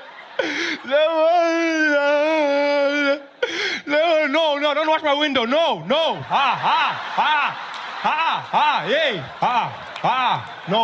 hey, no. No, And there I am, driving to the hospital like a madman. I get there, jump out the car. My brother's standing there, the emergency section. I see him outside. He's just standing like nothing happened, looking around. I go, Isaac, what happened? He's like, Mom, she's getting shot. She's inside. So I'm like, okay, are you okay? He's like, Mom was shot, not me. No, that's not what I'm saying, you idiot. Whatever, I'm coming back. So I run inside. My mom's in the prep area. All the doctors are standing around her. There's blood everywhere. I'm looking at the doctors. And just by the way, doctors are not as good looking as they are on those TV shows, eh? No, like they set the bar really high. Because I was shocked. I ran and I was like, what the hell's... Sorry, that was inappropriate. What's happening here, guys? They're like, sir, you need to leave. I said I was sorry. Come on, that's what's happening. Like, no, sir, you can't be here. Please leave, please. I'm like, oh, whatever, okay. So I go outside. The nurse comes to me. She's like, Mr. Noah? I said, yes. Okay, Mr. Noah, we've got your wife stabilized right now. And I said, my wife? She says, yes, that's Mrs. Noah, right? Yes, that's my mom. Oh, I'm sorry. I thought, why would you think she's... Come on, hold on. You think I would... I mean, she's cool, but I mean, like, have you seen the girls? I should show you the pictures. Oh, well, I'll show you the pictures afterwards. What's going on? She's like, okay, Mr. Noah, your mom's just been stabilized and we're going to have to start thinking about surgery. She's been shot in the head and she's been shot in the lower buttocks region. This is a very serious thing. I'm like, yes, it is. Okay, so what's happening? Well, we just found out that she doesn't have medical aid. So what? She says, yeah, she doesn't have medical aid. No, my mom always had medical aid, always.